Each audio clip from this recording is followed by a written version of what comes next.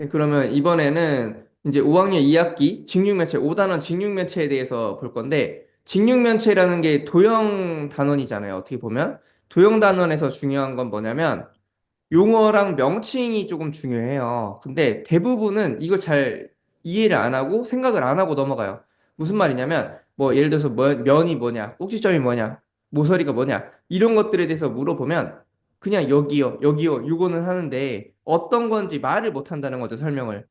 면이라는 게 어떻게 생각하면 되냐면 선분으로 둘러싸인 부분이다라고 돼 있는데 이렇게 선분 여러 개로 둘러싸인 부분을 면이라고 부른다는 거죠. 그리고 모서리는 뭐냐면 면과 면이 만나는 선분인데 이게 중학교 때도 계속 나와요. 무슨 말이냐면 면과 면이 만나서 생기는 여기 만나서 생기는 요 여기가 지금 선이 생기는데 이 선을 모서리라고 부르거든요. 이게 나중에 중학교 때는 평면과 평면 사이의 관계에서도 나오고요. 그리고 꼭지점도 마찬가지. 모서리랑 모서리가 만나서 생기는 요 점 있죠. 이 점을 뭐라 부르냐면 꼭지점이라고 부르는데 이런 것들에 대해서 내용을 잘 모르는 상태에서 만약에 공부를 하게 되면 나중에 중학교 올라가서 당연히 이해가 안 될 거예요. 이 부분은. 그래서 명칭에 대해서도 정확하게 이해를 하고 설명을 할 수 있게 해야 되고 그 부분이 어디인지 꼭지점, 선과 선이 만나서 생기는 점이 꼭지점이라고 생각하면 되고요. 면과 면이 만나서 생기는 선이 모서리라고 생각하시면 될 것 같아요. 자, 그리고 보면은 직육면체랑 정육면체가 있는데 얘네들 당연히 공통점이 있고 차이점이 있겠죠. 그런데 직사각형과 정사각형의 공통점 차이점 혹시 기억하세요? 직사각형은 네 각이 모두 직각인 사각형이고요. 그렇죠? 정사각형은 그 중에서 직사각형 중에서 네 모서리의 길이가 네 편의 길이가 모두 같은 사각형을 말했죠. 마찬가지로 직육면체랑 정육면체도 마찬가지인 거예요. 면의 개수 당연히 똑같을 거고 모서리 개수 똑같을 거예요. 꼭지점도 똑같고 뭐만 다르냐면 면의 모양만 달라요. 그러면 여기서 이것만 그냥 달달달 외우는 게 아니라 뭘 해주셔야 되냐면 지금 똑같은 게 뭐고 다른 게 뭐고 그러면 직육면체의 특징에 대해서 제대로 공부를 하면 정육면체의 특징에 대해서는 따로 외울 필요가 없다는 거예요.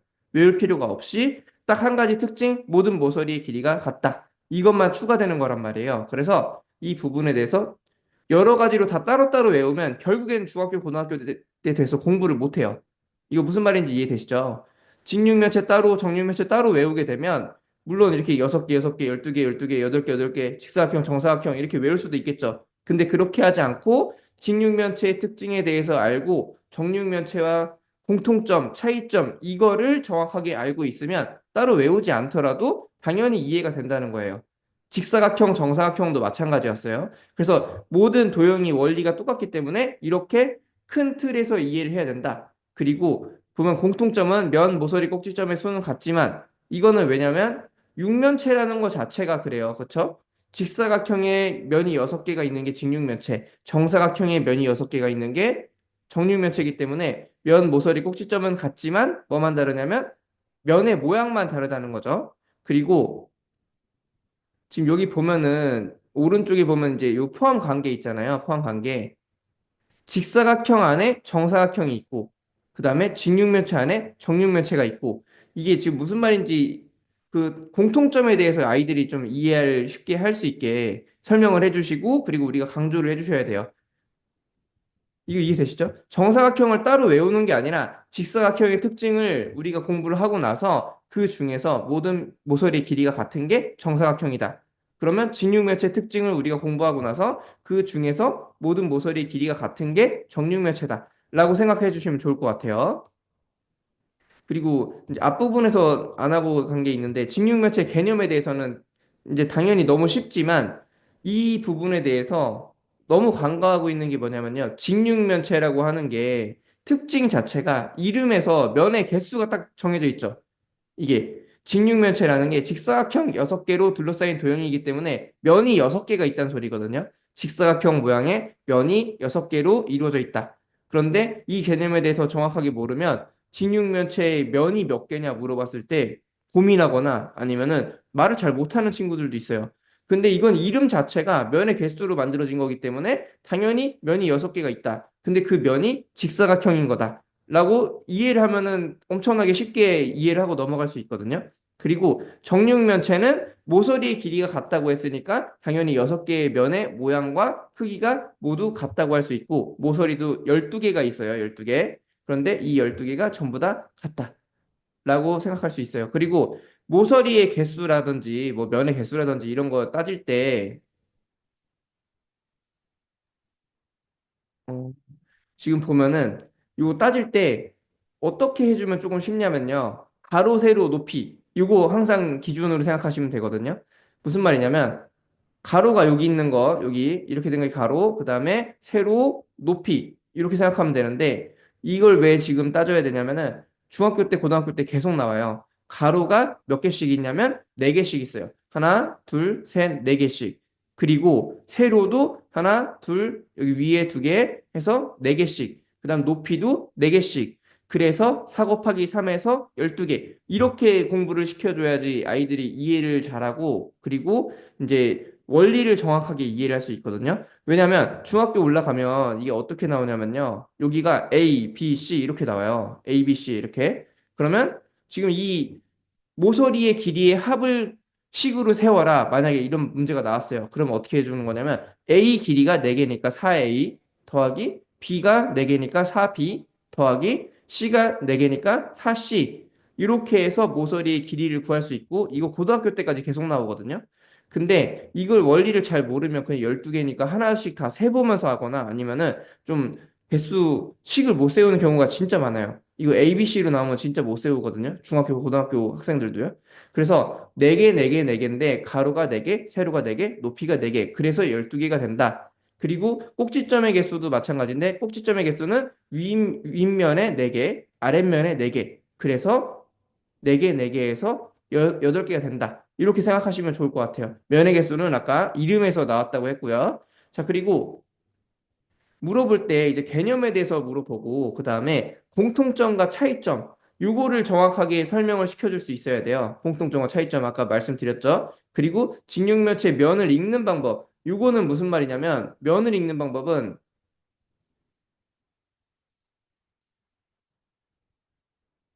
면을 읽는 방법 여기 오른쪽에 나와 있는 부분인데 보면은 어떻게 잘못 읽냐면 이건 직사각형 할 때도 설명을 드렸었어요. 시작을 해서 이어지게 이어야 돼요. 이어지게 이제 순서대로 무슨 말이냐면 여기 보면은 위에 있는 면이 기역, 니은, 디귿, 리을 면, 기역, 니은, 디귿, 리을인데 이거를 기역, 니은, 리을, 디귿 이렇게 지그재그로 읽으면 안 된다는 거예요. 이어지는 순서대로 읽어줘야 이제 면을 완벽하게 표현을 했다라고 할 수 있는 거고요. 그리고 실제로 초등학교 때는 시계 방향으로 읽어도 되고 시계 반대 방향으로 읽어도 되거든요. 그런데 중학교 올라가면 전부 다 시계 반대 방향으로 읽어요. 무슨 말이냐면 여기서 기역, 니은, 디귿, 리을 이게 시계 반 이렇게 도니까 시계 반대 방향이죠. 시계 반대 방향인데 기역, 리을, 디귿, 니은 이렇게 읽는 게 틀린 건 아니지만 이렇게 잘 읽지 않는다는 거예요. 표현 자체가 시계 반대 방향. 그래서 처음부터 이걸 제대로 알려주시는 게 아이들이 이해할 때 조금 좋아요. 나중에 혼란스럽지 않게. 그러면 이거 기준이 뭐냐? 그러면 이어지는 꼭지점, 그러니까 바로 옆에 있는 꼭지점 순서대로 읽어야 되고 시계 반대 방향으로 읽어줘야지 좋다라는 것까지 이제 아이들에게 설명을 해줘야 된다. 그래서 이게 읽는 방법이라고 한 거고요. 구성 요소라든지 이런 거는 뭐 면, 모서리, 꼭지점 이런 걸 말하는 거고 그리고 이런 게 몇 개씩 있는지 나타내는 방법에 대해서 아까 제가 말씀드렸던 부분이 있죠. 면이 몇 개인지, 모서리가 몇 개인지, 꼭지점이 몇 개인지, 면은 직육면체니까 6개, 그리고 모서리는 가로가 4개, 세로가 4개, 높이가 4개 해서 4 곱하기 3에서 12개. 이렇게 생각하면 되고, 꼭지점은 위에 4개, 밑에 4개 해서 8개. 이렇게 표현을 해주면 된다는 거고요. 그리고 6학년 때 또 배우는 여러 가지 뭐 기둥이라든지 이런 데서 이제 꼭지점의 개수, 뭐 면의 개수, 모서리 개수 구하는 것도 나오거든요. 중학교 때 또 나오고. 그래서 이런 부분을 원리를 이해를 해줘야 돼요. 이거 이해되실까요, 혹시? 가로, 세로, 높이 이렇게 이제 우리가 따져주는 방법 그리고 꼭지점도 위에 4개, 밑에 4개 이걸 해줘야지 오각기둥, 육각기둥, 칠각기둥 이렇게 나왔을 때도 원리가 똑같거든요. 나중에 6학년 때 배우는 그쪽 원리로 봤을 때도 그래서 이렇게 생각하시면 될 것 같고 다음 내용은 뭐냐면 이제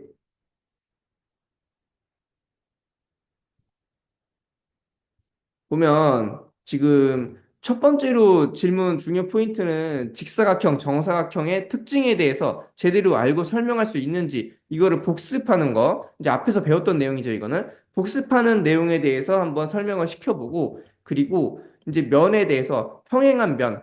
우리가 직선이나 선분에 대해서 평행한 선분, 평행한 직선에 대해서는 앞에서 배웠단 말이에요. 그럼 평행한 면, 그다음에 이제 평행한 두 면 또는 도형에서 아니면 직육면체에서 평행한 두 면이 어떻게 되는지 이런 것들을 찾는 방법에 대해서 생각보다 평행한 거 잘 못 찾거든요. 근데 평행한 거는 원칙이 똑같아요. 뭐냐면 직선도 마찬가지, 선분도 면도 마찬가지. 만나지 않는 게 뭐다? 만나지 않는 게 평행한 거예요. 만나지 않는 게. 그래서 평행한 거는 이렇게 색칠한 두 면처럼 느려도 만나지 않는 두 면, 이런 걸 평행하다고 하고, 직선도 마찬가지. 평행한 두 직선은 만나지 않는, 한 평면 위에 있으면서 만나지 않는 두 직선, 선분을 평행한 직선, 선분이라고 부르는 거죠. 그래서 이렇게 생각하시면 돼요. 평행한 거는 만나지 않는다. 이렇게 한 번에 이 직선이든 면이든 똑같이 적용이 되게끔 설명을 시켜주셔야 되고요. 그리고 밑면은 뭐냐면 밑면은 서로 평행한 두 면이라는 거예요. 예를 들어서 이런 개념이 명확하지 않으면 여기 여기요 이렇게만 하거든요. 근데 사실은 직육면체는 밑면이 위에 아래 있고 그 다음에 앞 뒤 있고 왼쪽 오른쪽 있고 세 쌍이 있단 말이에요. 세 쌍. 근데 이거를 충분히 이해를 시켜줘야 되는데 아이들이 생각할 때 밑면이라고 하면 맨 밑에 있는 면만 밑면이라고 생각하거든요. 맨 밑에 있는 면 밑면 그리고 거기에 위에 이제 마주보고 있는 면이 윗면 이제 두 밑면 이렇게 생각을 하는데 그게 아니라 평행한 두 면은 전부 다 밑면이 될 수 있다라는 거를 꼭 이해를 해주셔야 돼요. 그래야지 나중에 이제 모양이 좀 계산하기 어려웠을 때 뒤집고 돌리고 뭐 이제 이렇게 이동시키고 할 수 있단 말이에요. 그래서 평행한 면이 세 쌍이 있고 이 평행한 면은 각각 밑면이 될 수 있다. 평행한 면은 이제 여기 직육면체에서는 마주보는 면이 된다라는 것까지. 그래서 평행한 면이 뭔지 설명해보고 직육면체의 밑면이 어떤 특징을 가지고 있는지 이런 것들에 대해서 설명을 할 수 있으면 되고요. 그 다음에 평행한 면만 있는 게 아니죠. 수직인 면도 있어요. 수직인 면도 있는데 이제 수직인 면에 대해서 처음에 이해를 잘 못하기 때문에 삼각자 세 개를 이렇게 늘어놓았을 때 만나는 면이라고 부르는데 삼각자 세 개를 여기 그림처럼 여기 옆면에 하나, 그다음에 앞에 뭐 윗면에 하나 해서 이렇게 전부 다 수직으로 만나게 되는 이런 면들을 이제 수직인 면이라고 부르는 거죠. 자, 그러면 여기서도 마찬가지예요. 표현을 할 때 니은, 비읍, 시옷, 디귿 이렇게 돼 있는데 이것도 마찬가지로 지금 보면 표현이 전부 다 이제 이어져 있는 면, 니은, 디귿, 시옷, 비읍 이어져 있는 면을 기준으로 이제 이렇게 니은, 비읍, 시옷, 디귿이죠. 그러니까 이렇게 표현이 돼 있고 이제 교재나 아니면 교과서나 이런 데 표현돼 있는 거는 다 시계 반대 방향으로 돼 있을 거예요. 이렇게 니은, 비읍, 시옷, 디귿. 이것도 니은, 디귿, 시옷, 비읍으로 읽을 수는 있으나 시계 반대 방향으로 읽는 거를 아이들한테 연습을 시켜줘야 중학교, 고등학교 올라가서도 도형이 헷갈리지 않는다라는 거고요. 그리고 면 어디와 어디, 여기와 그다음 마주보는 면 표현하면 되겠죠? 그렇죠? 그리고 지금 수직이니까 옆에 있는 면. 그러면 이렇게도 표현할 수 있어요. 이 니은, 비읍, 시옷, 디귿과 그다음에 디귿, 시읒, 이응, 리을 요 면도 지금 수직이고 반대로 위에 있는 면도 수직일 거예요. 그래서 수직인 면이 굉장히 많단 말이에요. 이런 것들을 전부 다 따져줄 수 있어야 되고 그리고 밑면이라고 생각을 했을 때 하나의 밑면이라고 생각을 했을 때 옆면은 전부 다 수직이다. 이것도 꼭 기억을 해야 돼요. 이거 무슨 말인지 혹시 이해될까요?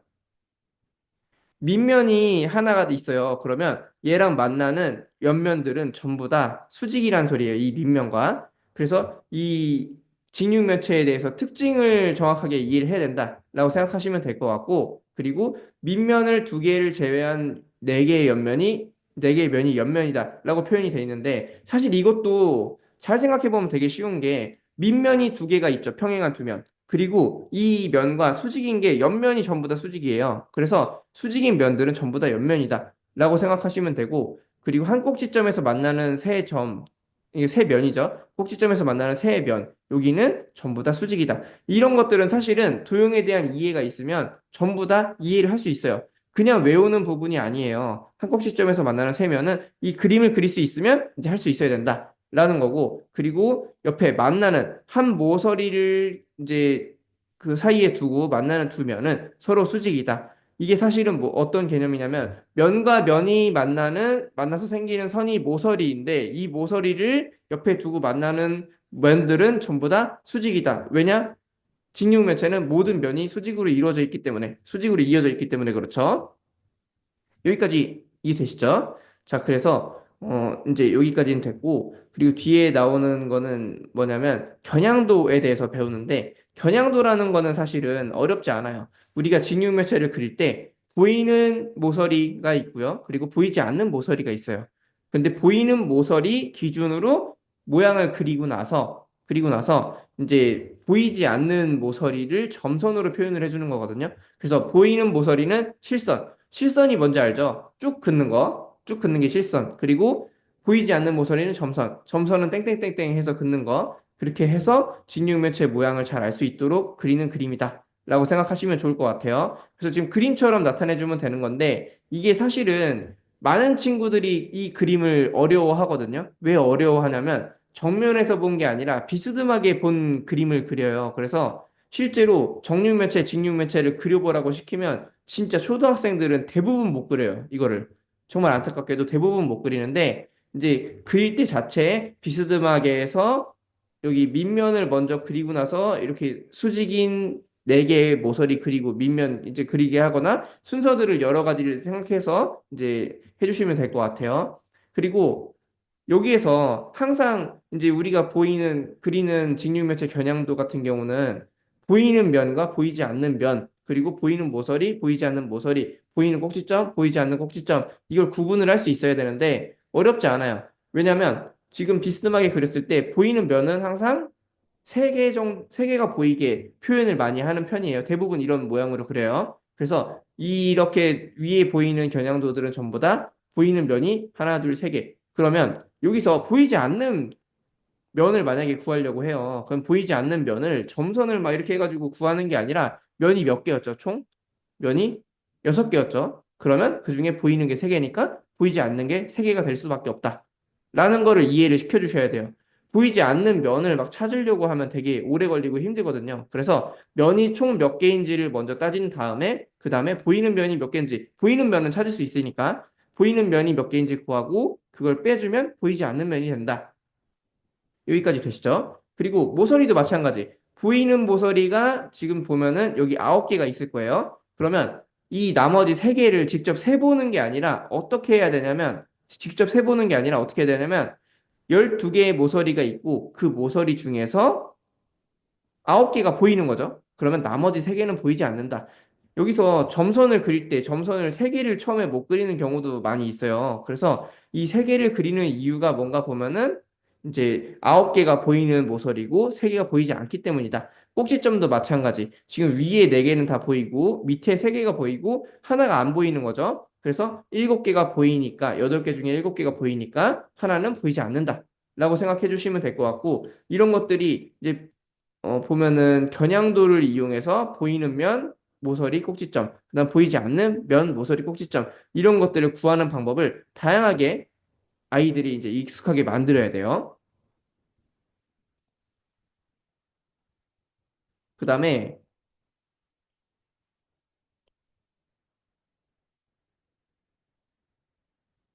지금 보면은 전개도를 진짜 대부분 잘 못 그리거든요.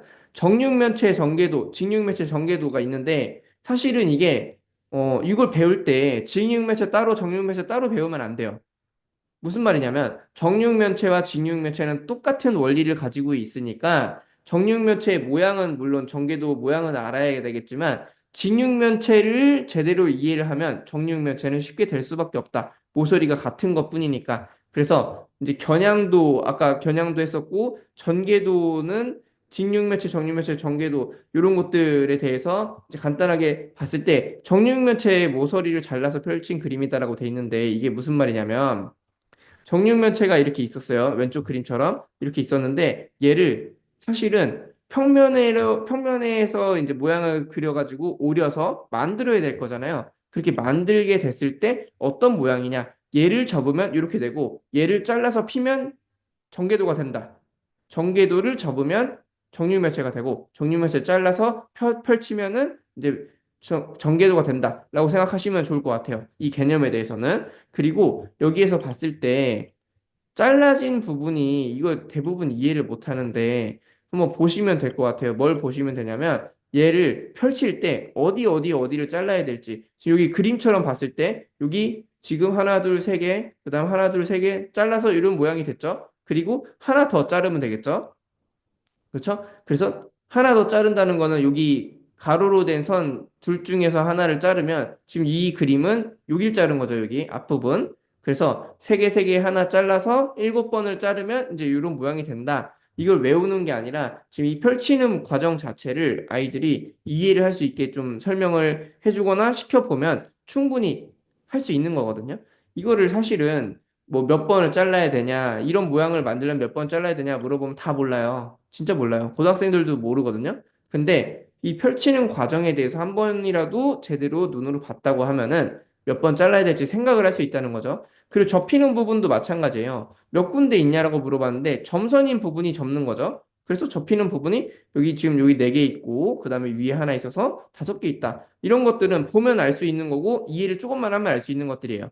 전개도를 접었을 때 전개도를 접었을 때 지금 보면은 이거 굉장히 이해를 잘 못하거든요. 이게 어려운 내용이에요, 사실은. 무슨 말이냐면 어디랑 어디랑 만나고 꼭지점은 어디랑 만나고 모서리는 어디랑 만나고 이제 면은 어디랑 어디가 만나고 수직으로 만나고 이제 이런 것들이잖아요. 근데 이거를 기준을 명확하게 정해놓는 게 좋아요.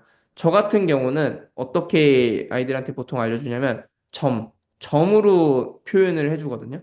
무슨 말이냐면 이런 거예요. 지금 여기 화살표 돼 있는 부분이 점이 만나는 거예요. 이렇게 지금 여기 겹치는 부분이 있고 그 다음에 양쪽으로 똑같은 만큼 이동을 했죠. 그러면 이 점과 이 점이 만나는 점이에요. 그쵸? 만나는 점이고, 그리고 점과 점을 연결하면 선이잖아요. 이 개념에 대해서 정확하게 이해하면 쉬운데, 점과 점이 만나면은 선이 되고, 이 점끼리, 한마디로 말하면은, 지금 뒤에 기호가 있나? 잠깐만요. 기호가, 기호가 따로 안 나와 있네. 이 6학년 내용에서 이제 기호가 나와 있을 텐데, 지금 보면은, 전개도에서 이 점과 이 점이 만나잖아요. 그러면 이 같은 점, 여기 포함해서 왼쪽으로 그은 것과 위쪽으로 그은 것, 이 선이 같은 점과 같은 점이 연결되는 부분이기 때문에 만날 수밖에 없거든요. 이게 이해가 되면 다음으로 같이 만나는 점들을 보면 여기 있는 점과 여기 있는 점이 만날 거예요. 그렇죠? 그리고 오른쪽에 있는 점도 만날 거고요. 그래서 지금 얘와 얘가 만나기 때문에 얘와 얘가 만나기 때문에 접어서 만나기 때문에 그리고 얘와 얘가 만나기 때문에 지금 요 두 모서리가 만나는 거고요. 그리고 실제로 이 점과 이 점이 접으면은 반대편에서 만나요. 이 굉장히 내용이 어렵거든요. 이해하기도 어렵고. 근데 이걸 초등학생들을 전부 다 전개도를 직접 막 만들어가면서 매번 이렇게 할 수가 없어요. 뭘 연습을 시켜주셔야 되냐면 초등학교 저학년 때는 물론 이거 직육면체를 가지고 만드는 거나 이런 거 연습을 할 텐데 5학년 지금 이게 5학년 내용이니까 5학년 정도가 되면 이 평면에 있는 내용을 직접 만들어 보지 않고 머릿속으로 생각을 해서 연결하는 것들을 계속 연습을 시켜주셔야 돼요. 이게 사고력이 굉장히 발달을 하는데 실제로 이걸 대부분 못 하거든요. 중학교, 고등학교 올라가도 못 해요, 이거는. 그래서 점이 어디랑 어디랑 만나는지를 판단을 해서 그 점끼리의 이제 연결된 선분 있죠? 얘네들끼리 만나는 거고, 그리고 점이 한마디로 여기 오른쪽에 있는 이 점과 그 다음에 여기 지금 표시된 요 점, 그리고 왼쪽 끝에 있는 이 점이 만난다는 걸 알면 왼쪽 끝과 오른쪽 끝에 있는 점도 접었을 때 반대편에서 만난다는 걸 알 수 있어요. 이거 자체가 좀 이해하기 쉽지는 않지만 어디랑 어디가 점이 만나고 그렇게 됐을 때 이 점과 점을 연결하는 선분끼리도 만날 거고 이제 이걸 잘 따질 수 있고 위쪽만 제대로 이해하면 밑에 부분은 똑같거든요. 그래서 위에 부분에서 바로 옆에 있는 점 바로 옆에 있는 점끼리 만나고 한 칸씩 옆으로 간 것끼리 만나거든요. 그래서 이렇게 이제 이걸 좀 연습을 시켜보면 된다라고 생각하시면 될 것 같아요.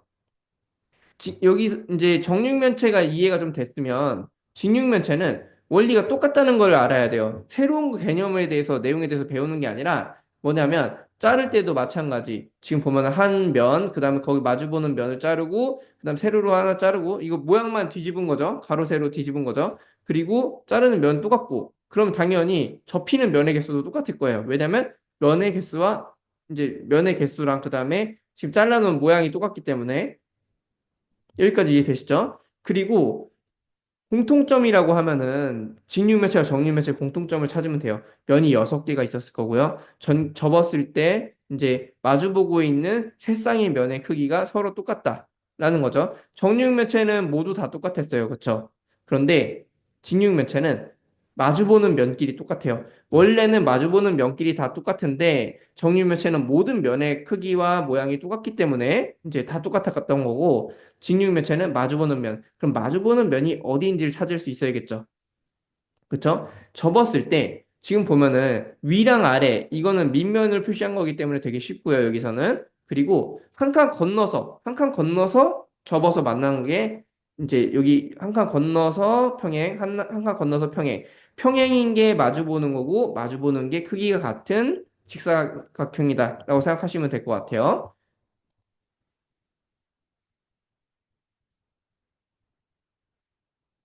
그래서 지금 여기서 보면은 이제 5학년 때는 좀 대략적인 부분을 배워요. 6학년 때 조금 더 자세하게 배우는데 보면은 전개도를 뭐 접었을 때 만나는 모서리와 꼭지점 어떻게 구하는지 그다음 원리가 어떻게 되는지 이런 것들 그리고 전개도를 보고 수직인 면과 평행인 면 이거는 전개도를 보고 직육면체를 생각할 수 있느냐 이건데 말씀드렸다시피 매번 외우거나 매번 생각할 수 없단 말이에요. 근데 매번 해보면서 할 수 없단 말이죠. 그래서 우리가 생각하는 연습을 해야 되고 이 부분은 시간이 걸려도 연습을 시켜주셔야 돼요. 왜냐하면 계속 나와요. 5학년 때 나오고 6학년 때 나오고 중1 때 나오고 중2 때 나오고 고등학교 때까지 계속 나온단 말이에요. 근데 중요한 건 고등학생들도 이 내용을 몰라서 계속 틀려요.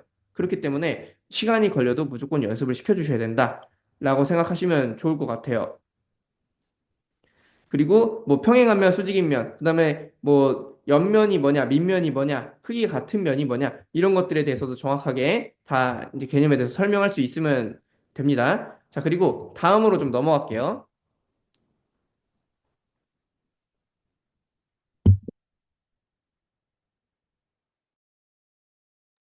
제가 목이 좀 아파가지고 좀 중간중간에 목소리 갈라지거나 기침이 나올 수도 있는데 이해 좀 해주세요. 우선 이제 5학년 내용은 5단원까지 됐고 4학년 내용에 대해서 볼 건데 4학년 2학기. 자, 그런데 앞으로 갈수록 조금 더 당연히 쉬워지긴 하겠죠. 그런데 위에 학년 배우고 이제 아래 학년 배우다 보면은 어떤 게 보이냐면요. 아, 뒤에 이런 게 나오기 때문에 앞에 학년 학생들한테 이런 부분을 설명을 해줘야겠다. 라는 내용이 이제 머릿속에서 조금씩 그려지기 시작할 거예요.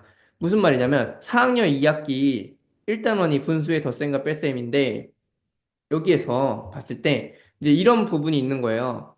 음, 5학년 때 똑같이 또 나오죠. 분수의 덧셈과 뺄셈. 그쵸? 5학년 때 나오는데 5학년 때와 4학년 때 차이를 한번 생각해 보시면 좋을 것 같아요.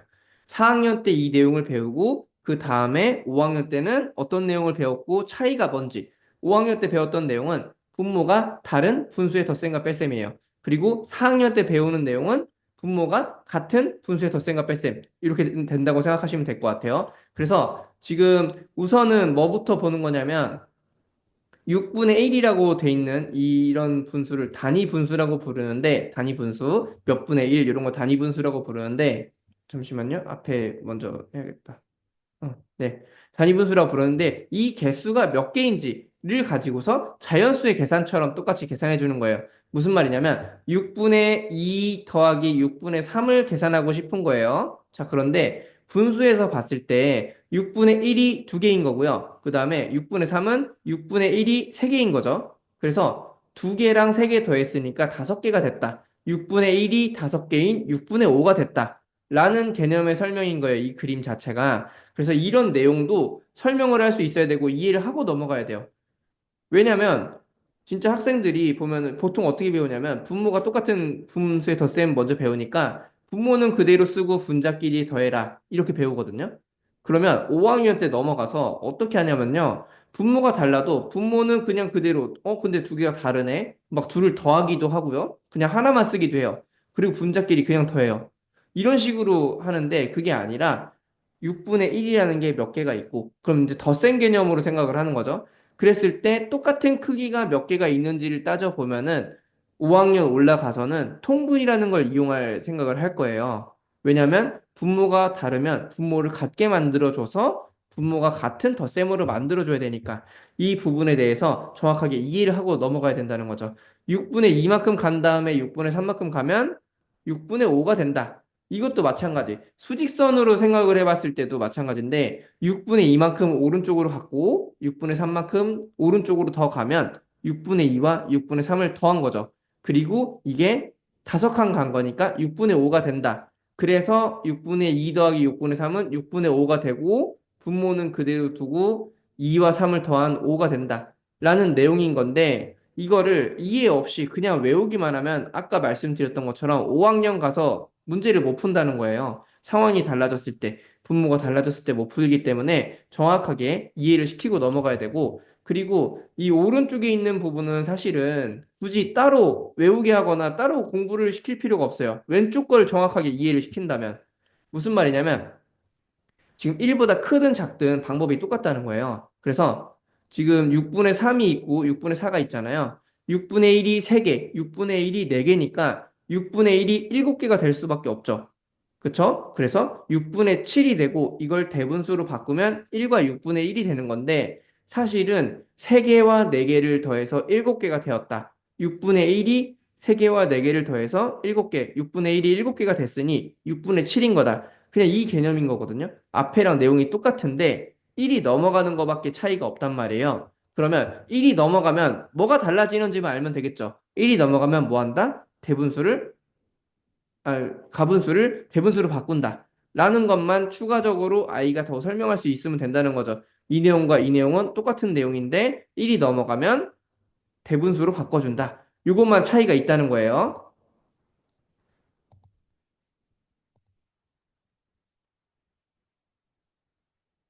네, 지금 여기 덧셈 부분인데 뺄셈도 마찬가지거든요. 우리가 뺄셈도 할 수 있어야 되는데 이 원리를 정확하게 이해를 했다면 뺄셈도 할 수 있어야겠죠. 지금 보면 원리가 전부 다 똑같단 말이에요. 방금 덧셈에 대해서 제대로 이해를 했다면 뺄셈도 너무 쉬워요. 진분수에서 진분수를 빼줬을 때, 뭐 이건 사실은 1에서 진분수를 빼냐, 뒤에 보면은 뭐 이제 대분수 내용도 아마 이 다음번에 강의에 나오겠네요. 대분수나 뭐 이런 것들도 나올 텐데 지금 뺐을 때 어떻게 원리가 되는지만 알면 돼요. 무슨 말이냐면 진분수 빼기 진분수는 6분의 1이 5개 있던 것 중에서 6분의 1이 3개만큼 빼주면 되는 거죠. 그러면 6분의 1이 2개가 남는 거잖아요. 사실은 5개 중에 3개를 빼면 2개가 남는다. 이런 단순 덧셈 개념이란 말이에요. 그림으로 이해를 해보면. 그래서 6분의 5에서 6분의 3을 빼면 당연히 6분의 2가 된다는 거를 충분히 이해를 할 수 있을 거고요. 이거를 그냥 식으로만 대부분 해요. 왜 식으로만 하냐면요. 그 학습지를 먼저 하기 때문에. 연산, 연습만 먼저 하기 때문에 이 그림에 대해서나 아니면 정확하게 왜 그런지 이해를 안 하고 그렇기 때문에 그냥 분수 뺄셈 나오면은 분자끼리 빼준다. 분모 그대로 쓰고 이것만 외우고 있으니까 이 개수가 몇 개인지 그다음에 뭐 이해를 하는 개념에 대해서 정확하게 못 하는데 그렇게 하면 안 되고 몇 개 중에 몇 개. 사실 이건 중학교 고등학교 때 계속 나오거든요. 단위 분수라고 해서 이제 6분의 1이 단위 분수인 건데 얘가 몇 개 있느냐? 거기 중에서 몇 개를 뺐을 때 몇 개가 나오냐? 이 개념 있잖아요. 그 이제 위에 학년에서 5학년, 6학년에서 소수 할 때도 마찬가지. 0.01이 몇 개였는데 그 중에 몇 개를 뺐을 때 얼마가 되냐? 그쵸? 이런 것들도 했었죠. 그런 것처럼 계속 나와요, 앞으로도. 그래서 이런 원리로 이해를 하는 거, 이제 기준이 되는 걸 딱 정해놓고 그게 몇 개냐, 몇 개에서 몇 개를 뺐을 때 몇 개가 되냐, 이렇게 간단하게 하는 것들을 꼭 연습을 시켜주셔야 되고, 이게 이해가 됐으면 사실은 1 빼기 진분수도 어렵지 않아요. 1은 6분의 1이 6개 있는 거잖아요. 이것만 알면 되는 거예요, 사실은. 그쵸? 1을 진짜 실제로 중학생들도 만약에 초등학교 때 공부를 안 했으면 1 빼기 6분의 3 이런 거 잘 못하는 친구들 은근히 있거든요. 진짜로. 이게 특히나 그 친구들, 지금 중학생 친구들이 이런 거 배울 때 막 코로나였고 학교에서 수업 제대로 안 하고 막 이런 애들 많아요. 그래서 그냥 연산만 할 줄 알지 뭐 이거 바꾸는 방법을 전혀 모르는 친구들 진짜 많고 실제로 수업을 해봐도 그런 애들 많아요. 이걸 바꾸는데 1을 6분의 6으로 바꾸는 이유가 사실은 6분의 1이 6개 있었으니까 6분의 6이라고 표현을 해준 거거든요. 이런 내용에 대해서 정확하게 이해를 해줘야지 이제 우리가 자연수를 분수를 바꿀 수 있다라고 생각하시면 될 것 같아요. 예를 들면 이거 1이 아니라 2가 나왔어요, 만약에. 그러면 6분의 12인데 왜 6분의 10, 왜 분모를 6으로 해요? 그다음 왜 12예요? 이런 식으로 물어보는 친구들도 진짜 있어요. 근데 사실은 2는 6분의 1이 12개였으니까 6분의 12라고 쓴 거다. 이렇게 간단하게 이해를 하면 이 내용을 알고 있으면 간단하게 이해를 할 수 있는 거거든요. 그래서 원리를 이해하는 방법으로 설명을 해주고 그다음 6분의 6으로 바꿔주면 앞의 내용과 완전히 똑같죠. 6분의 6으로 바꿔주면 그럼 반대로 대분수 빼기 진분수도 마찬가지. 6분의 만약에 1과 6분의 1이었으면 6분의 7로 바꾸고 빼주면 되겠죠. 아니면 이제 그 진분수 부분이 앞에가 더 크면 그냥 빼줘도 될 거고 이런 식으로 원리가 똑같다. 그리고 6분의 1이 몇 개인지 개수로 하면은 훨씬 더 편하다. 가분수를 굳이 바꾸지 않더라도 개수로 하면 훨씬 더 편하다. 라는 거고, 그리고 1을 바꾸는 게 2분의 2, 3분의 3, 4분의 4, 5분의 5, 6분의 6 이렇게 쭉쭉쭉 있는데, 이 중에서 왜 하필이면 6분의 6으로 바꿔야 되는지, 이것도 이해 잘 못하는 친구들 많거든요. 기본적으로 여기서 배우는 분수의 뺄셈, 덧셈, 뺄셈은 여기서뿐만 아니죠. 뒤에서도 마찬가지. 분모를 똑같이 만들어줘야 된다. 라는 기본 원칙이 있어요. 그쵸? 분모를 똑같이 만들어줘야 되기 때문에 6분의 6에서 6분의 3을 빼준 걸로 분모를 6으로 만들어줘야 된다. 라는 내용인 거고요. 다음 넘어갈게요. 그 다음에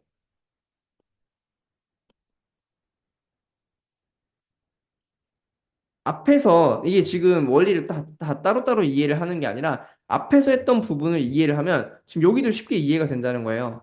대분수로 바뀌면 뭐만 차이가 있냐면요. 자연수는 자연수끼리, 분수는 분수끼리 더하는 거, 계산하는 거밖에 차이가 없거든요.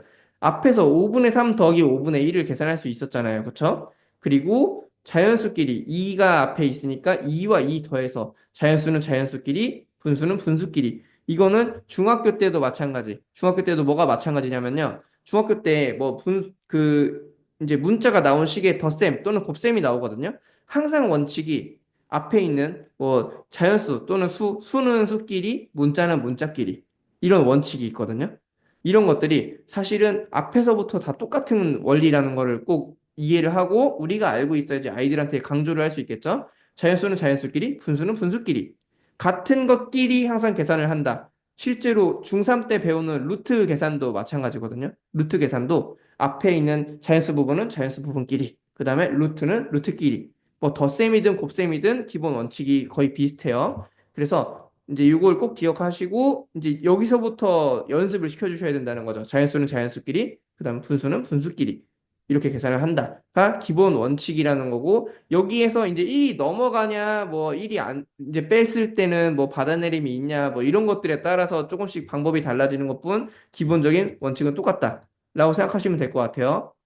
받아올림이 있는 대분수 더하기 대분수. 이것도 마찬가지인데 기본 원칙은 뭐라고요? 자연수는 자연수끼리, 분수는 분수끼리 더한다. 이게 기본 원칙이라고 생각하시면 돼요. 그리고 지금 2와 2 더하고 그다음에 5분의 3과 5분의 2를 더하는데 더했을 때 1 넘어가면 어떻게 한다고 했었죠? 대분수로 바꿔준다고 했었잖아요. 그래서 지금 보면은 2 더하기 2에서 4고 요거는 이제 딱 1이 되네요. 그쵸? 그래서 1이 되니까 5가 된다. 만약에 여기가 5분의 3, 5분의 3이었으면 5분의 6이니까 1과 5분의 1에서 이제 자연수끼리 더해가지고 5와 5분의 1 이렇게 표현할 수도 있겠죠. 그리고 실제로 가분수로 표현하는 것도 연습을 해야 돼요. 이 이유는 왠지 아실 거예요. 중학교 때 전부 다 가분수로 하거든요. 중학교 때부터는.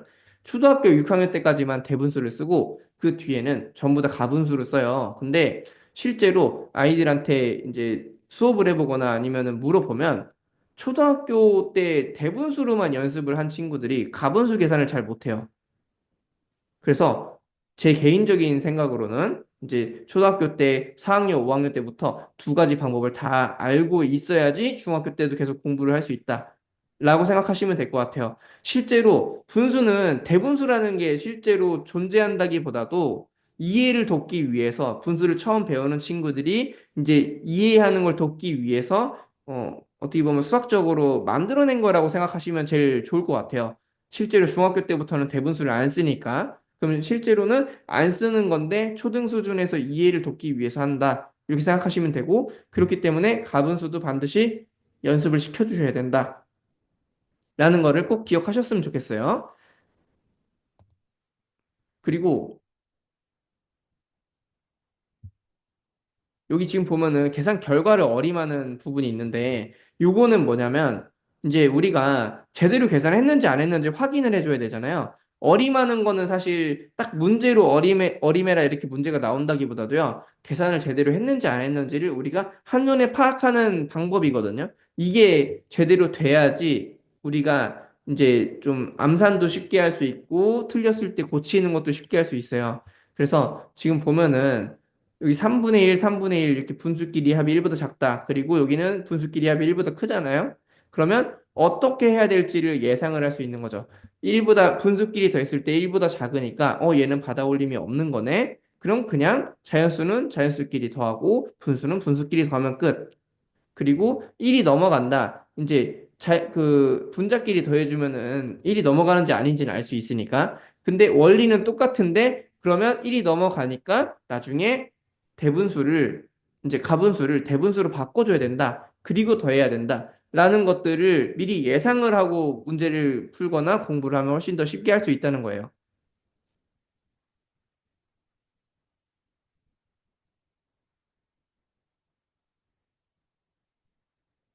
여기 개념 4가 아마 마지막일 텐데 여기까지 하고 한 5분 정도만 쉬었다가 할게요. 자, 그리고 뺄셈도 마찬가지. 지금 전부 다 보면 똑같이 써 있죠. 자연수는 자연수끼리, 분수는 분수끼리 뺀다.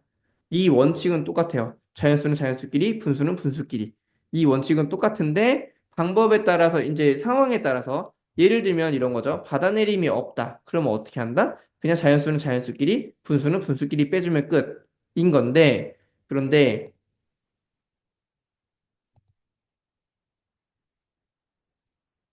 음, 잠시만요. 그래서 받아내림이 있는 거. 받아내림이 있는 거는 어떻게 해야 되냐? 그러면 받아내림이 있는지 없는지를 먼저 판단을 해야 되죠. 그러니까 이때 어림하는 방법에 대해서 아까 앞에서 설명드렸던 것처럼 한번 생각을 먼저 해봐야 돼요. 뭘 생각을 해봐야 되냐면 대부분 이제 처음 배우면은 받아내림이 있는 식인지 없는 식인지를 처음에 잘 모르거든요, 아이들이. 처음에 잘 모르는데 그걸 구분하는 기준을 우리가 정해줘야 돼요. 뭐냐? 받아내림이 언제 있냐?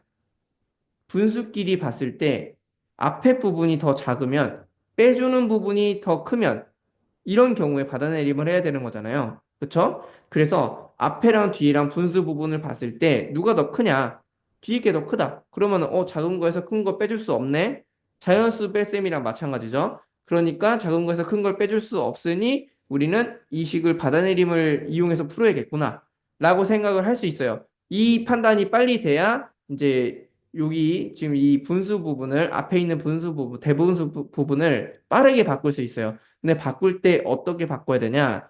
얘를 앞에서 대분수 빼기 진분수 이제 연습했을 때 뭐였냐면 예를 들어서 1과 5분의 2에서 5분의 3을 뺄 때 5분의 7 빼기 5분의 3으로 바꿔서 계산을 했던 것처럼 마찬가지인 거예요. 1을 빌려와서 방법은 다들 아실 거예요. 그렇죠? 1을 빌려와서 하는데 지금 보면은 똑같이 원칙을 가분수로 바꿔준 다음에 진분수를 빼준다.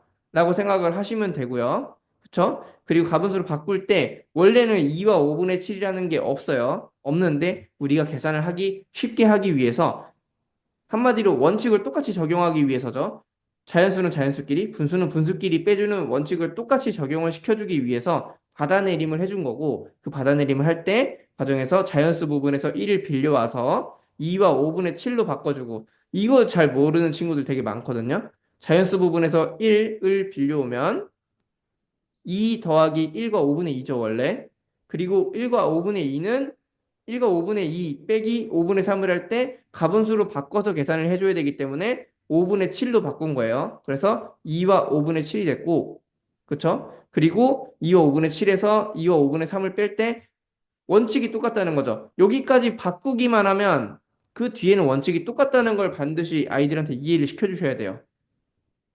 따로따로가 아니라 이 경우엔 이렇게 계산해야 되고 이 경우는 이렇게 계산해야 되고 이게 아니라 여기서 받아내림이 있는지 없는지를 찾는 방법을 알려주고요. 그리고 받아내림이 있다고 판단이 되면 어떻게 바꾸는지까지만 할 수 있게 만들어주면 그 뒤에는 원리가 똑같다는 거예요. 여기까지 바꿔주면 자연수는 자연수끼리, 분수는 분수끼리 빼주면 된다. 그럼 끝이다. 앞에서 배웠던 거랑 똑같다.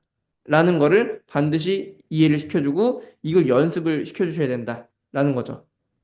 이거 이해되시죠? 각각의 방법을 대분수는 이렇게 계산하는 거야. 진분수는 이렇게 계산하는 거야. 가분수는 이렇게 계산하는 거야. 이거를 따로따로 외우게 하는 게 아니라 원칙이 하나가 있고 그 원칙이 자연수는 자연수끼리, 분수는 분수끼리 계산한다. 이건데 받아내림이 있는지 없는지를 판단을 해야 되고 그 판단하는 방법을 알려줘야 되고요. 그렇죠?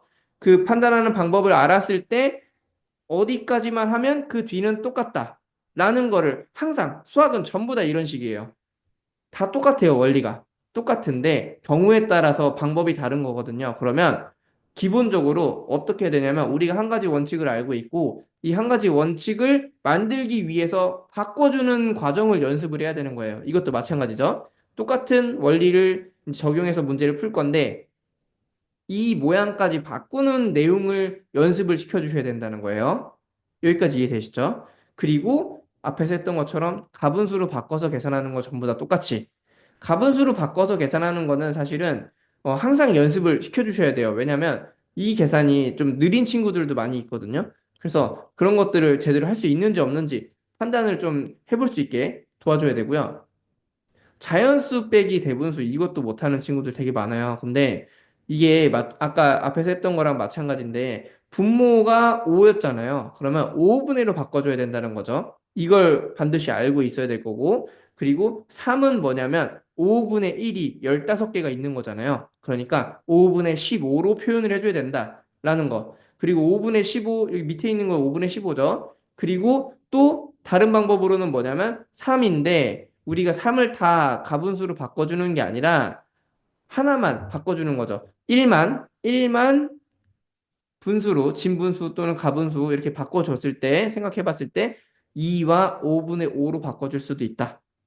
똑같은 3이지만 바꾸는 방법이 두 가지가 있다는 거예요. 근데 이 두 가지가 있다는 걸 그냥 외우게 시키는 게 아니라 이렇게 바꿨을 때는 왜 이렇게 바꾸는지를 알아야 돼요. 이거 왜 이렇게 바꾼 거죠? 자연수는 자연수끼리, 분수는 분수끼리 빼주려고 이렇게 바꾼 거죠. 이유를 알아야 된다는 거예요. 그리고 이 밑에 있는 방법은 뭐냐면 가분수로 바꿔서 계산을 해주려고. 그래서 이유를 반드시 알고 바꾸게 해야 된다. 왜냐하면 이유를 모르면 둘 중에 하나로밖에 못 바꿔요. 둘 다 언제 이 방법을 써야 되고, 예를 들면 가분수 계산해야 되는데 이렇게 바꿀 수도 있고요. 반대로 분수는 분수끼리 이제 대분수로 계산을 했을 때 이렇게 해야 될 때 이렇게 바꿀 수도 있거든요. 그러면 바꿨다 다시 바꿨다가 여러 번을 막 해요. 근데 이걸 우리가 처음에 습관을 잘못 들여놓으면 앞으로도 계속 그런다는 거죠. 그래서 이 방법을 반드시 연습을 시켜주셔야 된다. 라고 생각하시면 될 것 같아요. 자, 일단은 여기까지 됐고, 잠깐 5분 정도만 쉬었다가 45분에 다시 시작하도록 하겠습니다.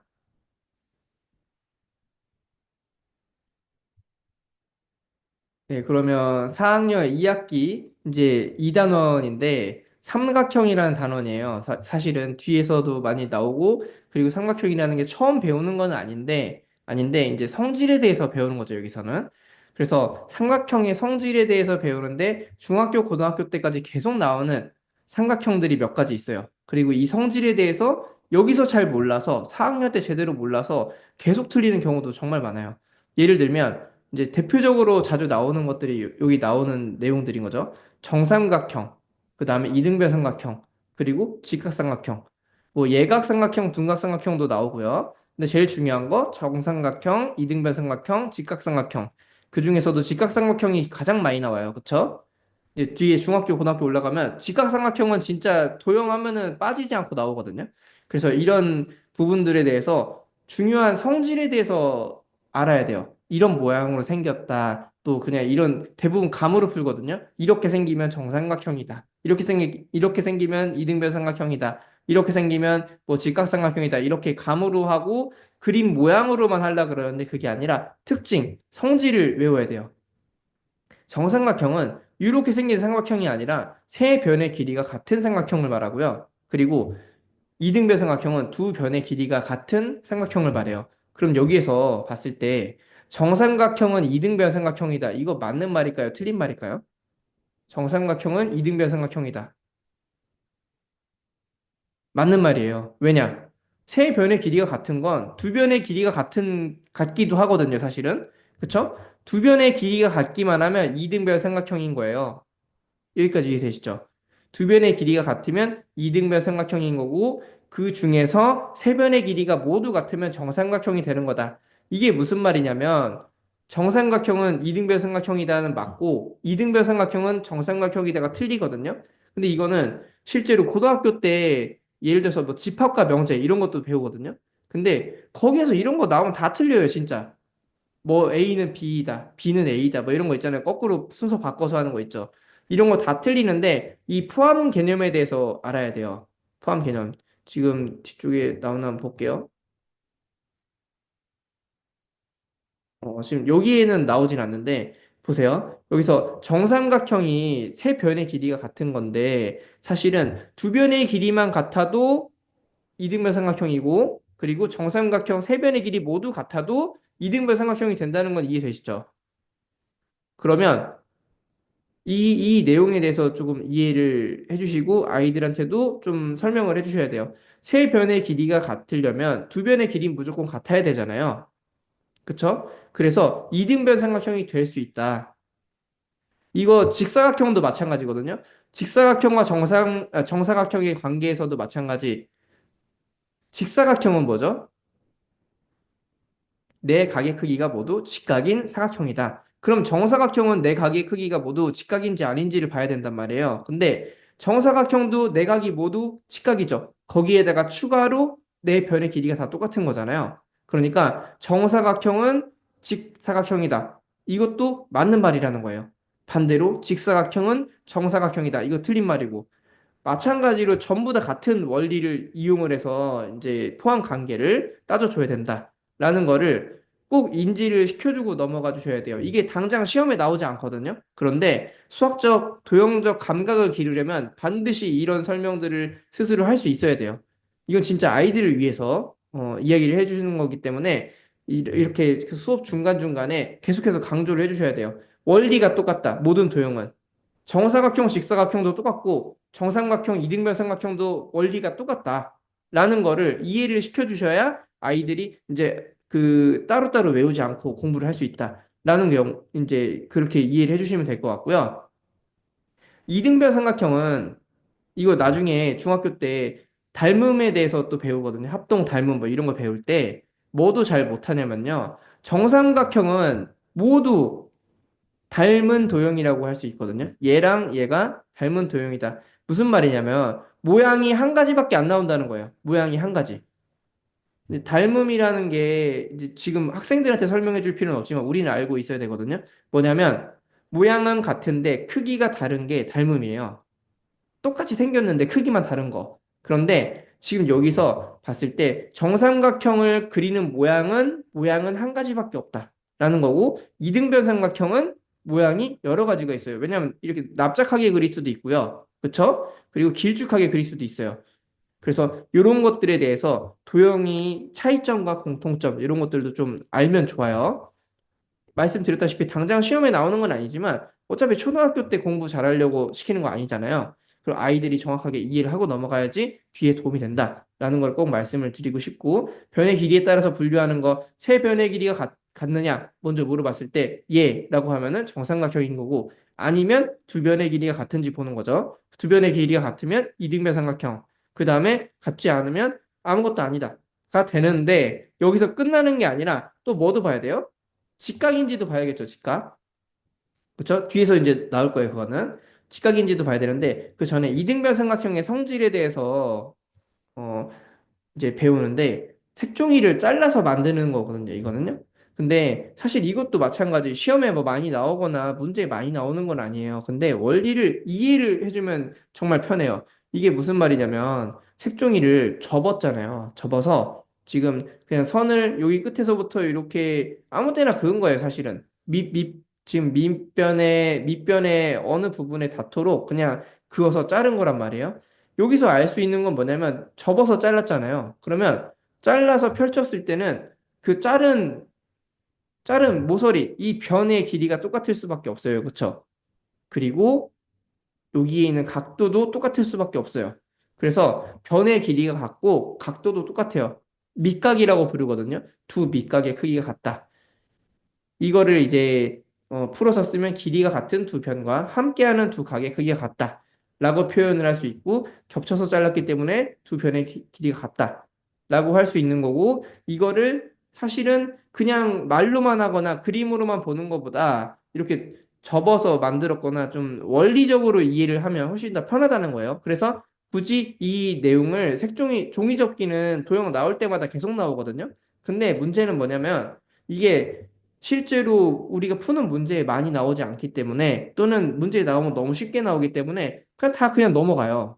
근데 이거를 직접 이제 한번 생각을 해보고 안 해보고는 엄청난 차이가 있다는 거죠. 그리고 지금 이등변 삼각형에서 크기가 같은 두 각 어떻게 알 수 있냐? 사실 이 이등변 삼각형을 만드는 이 원리만 이해하고 있으면 너무나도 쉬워요. 접어서 잘랐잖아요. 그러면 그걸 펼친 건데 그 접은 걸 다시 접었을 때 당연히 똑같을 수밖에 없어요. 지금 이게 그 내용이거든요. 똑같을 수밖에 없고 접었을 때 만나는 꼭지점이 있을 거고, 그쵸? 여기 니은과 디귿이 만나는 거죠, 지금. 꼭지점이 있을 거고 그 꼭지점에서 이제 이루는 각이 있잖아요. 이 각은 같을 수밖에 없다라는 거죠. 그리고 지금 보면 이 밑에 있는 내용은 뭐냐면 위에서 이렇게 접었잖아요. 그러면 이 각과 이 각은 같지 않다라는 걸 그냥 표현해 준 것밖에 없어요. 어디랑 어디가 같은지를 생각보다 많이 헷갈려 해요. 이등변 삼각형이 지금 여기랑 왼쪽이랑 오른쪽 요 모서리가 길이가 같으면 밑각이 같아야 된다. 밑에 있는 이 두 각이 같아야 되는데 기역과 니은이 같다. 각 기역, 각 니은 이렇게 같다고 하는 친구들도 의외로 있거든요. 이게 좀 비슷하게 생겼으면. 그래서 이런 것들에 대해서 좀 감각을 기르는 걸 연습을 시켜주셔야 되고, 그리고 자를 이용해서 4cm인 이제 삼각형을 그리는 방법인데, 지금 이것도 마찬가지로 계속 작도라든지 이런 거 그리는 것들은 계속 나와요. 근데, 기역, 니은이 4cm가 있잖아요. 그리고 이렇게 긋고 나서 이등변 삼각형을 그릴 때는 제일 중요한 게 모서리의 길이 같은 게 두 개가 있어야 되니까 다른 이 각도는 사실은 주어져 있지 않으면 그냥 적당하게 그으면 돼요. 이렇게. 그래서 4cm로 그리고 나서 나머지를 연결해 준다. 이렇게 하면 끝이다. 이렇게 하면 이등변 삼각형이 된다. 라는 내용인 거고요. 어렵지 않죠, 이거는. 그리고 이걸 할 때 이제 1학기 때 배웠던 각도를 복습해서 해주면 좋아요. 설명을 할 때. 그래서 변의 길이에 따라 삼각형 분류하는 방법, 그리고 종이로 이등변 삼각형 만드는 방법과 특징, 이런 것들도 다 말할 수 있어야 돼요. 그리고 크기 같은 두 각을 어떻게 알아볼 수 있냐.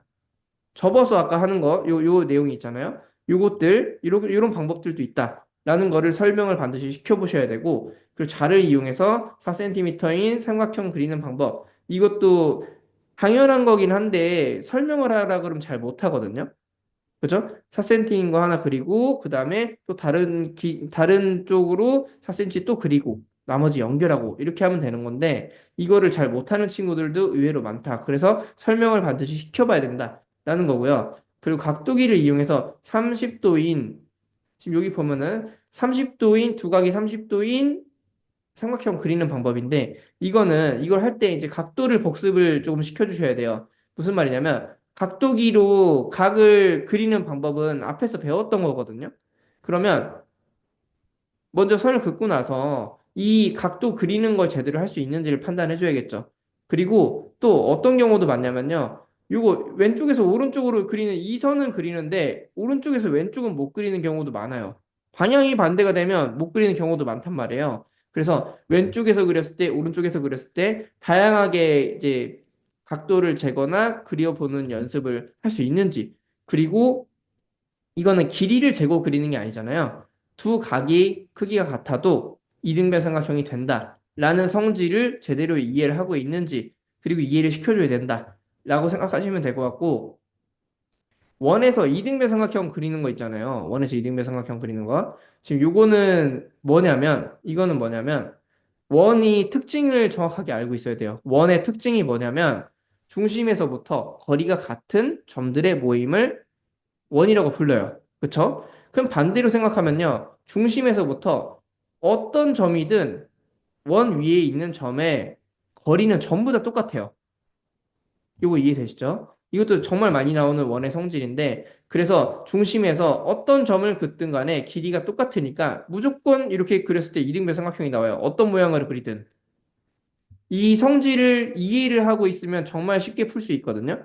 그러니까 모양이 어떻든 무조건 이등변 삼각형이 된다. 꼭지점에서 두 원 위에 두 점을 찍고 얘네들을 연결을 하면 무조건 이등변 삼각형이 된다. 라는 거를 모양을 보고 판단하는 게 아니라 성질을 이용해서 판단을 해야 된다는 거죠. 원의 성질. 그러니까 여기서 이 내용을 공부를 할 때는 원의 성질에 대해서 제대로 알고 있는지를 설명을 시켜봐야겠죠.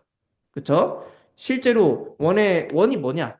하면 동그라미요. 이런 애들 진짜 많거든요. 동그라미요. 예, 이렇게 생겼어요. 이런 애들 진짜 많은데 그게 아니라 중심 한 꼭지점에서부터 같은 거리에 있는 점들의 모임이다. 이렇게 말을 할 수 있게끔 그래야지 이게 지금 원 위에 한 이거 두 점과 중심을 연결했을 때 이등변 삼각형이 될 수밖에 없다라는 걸 자연스럽게 이해할 수밖에 없어요. 자, 그리고 다음으로 넘어가 볼게요.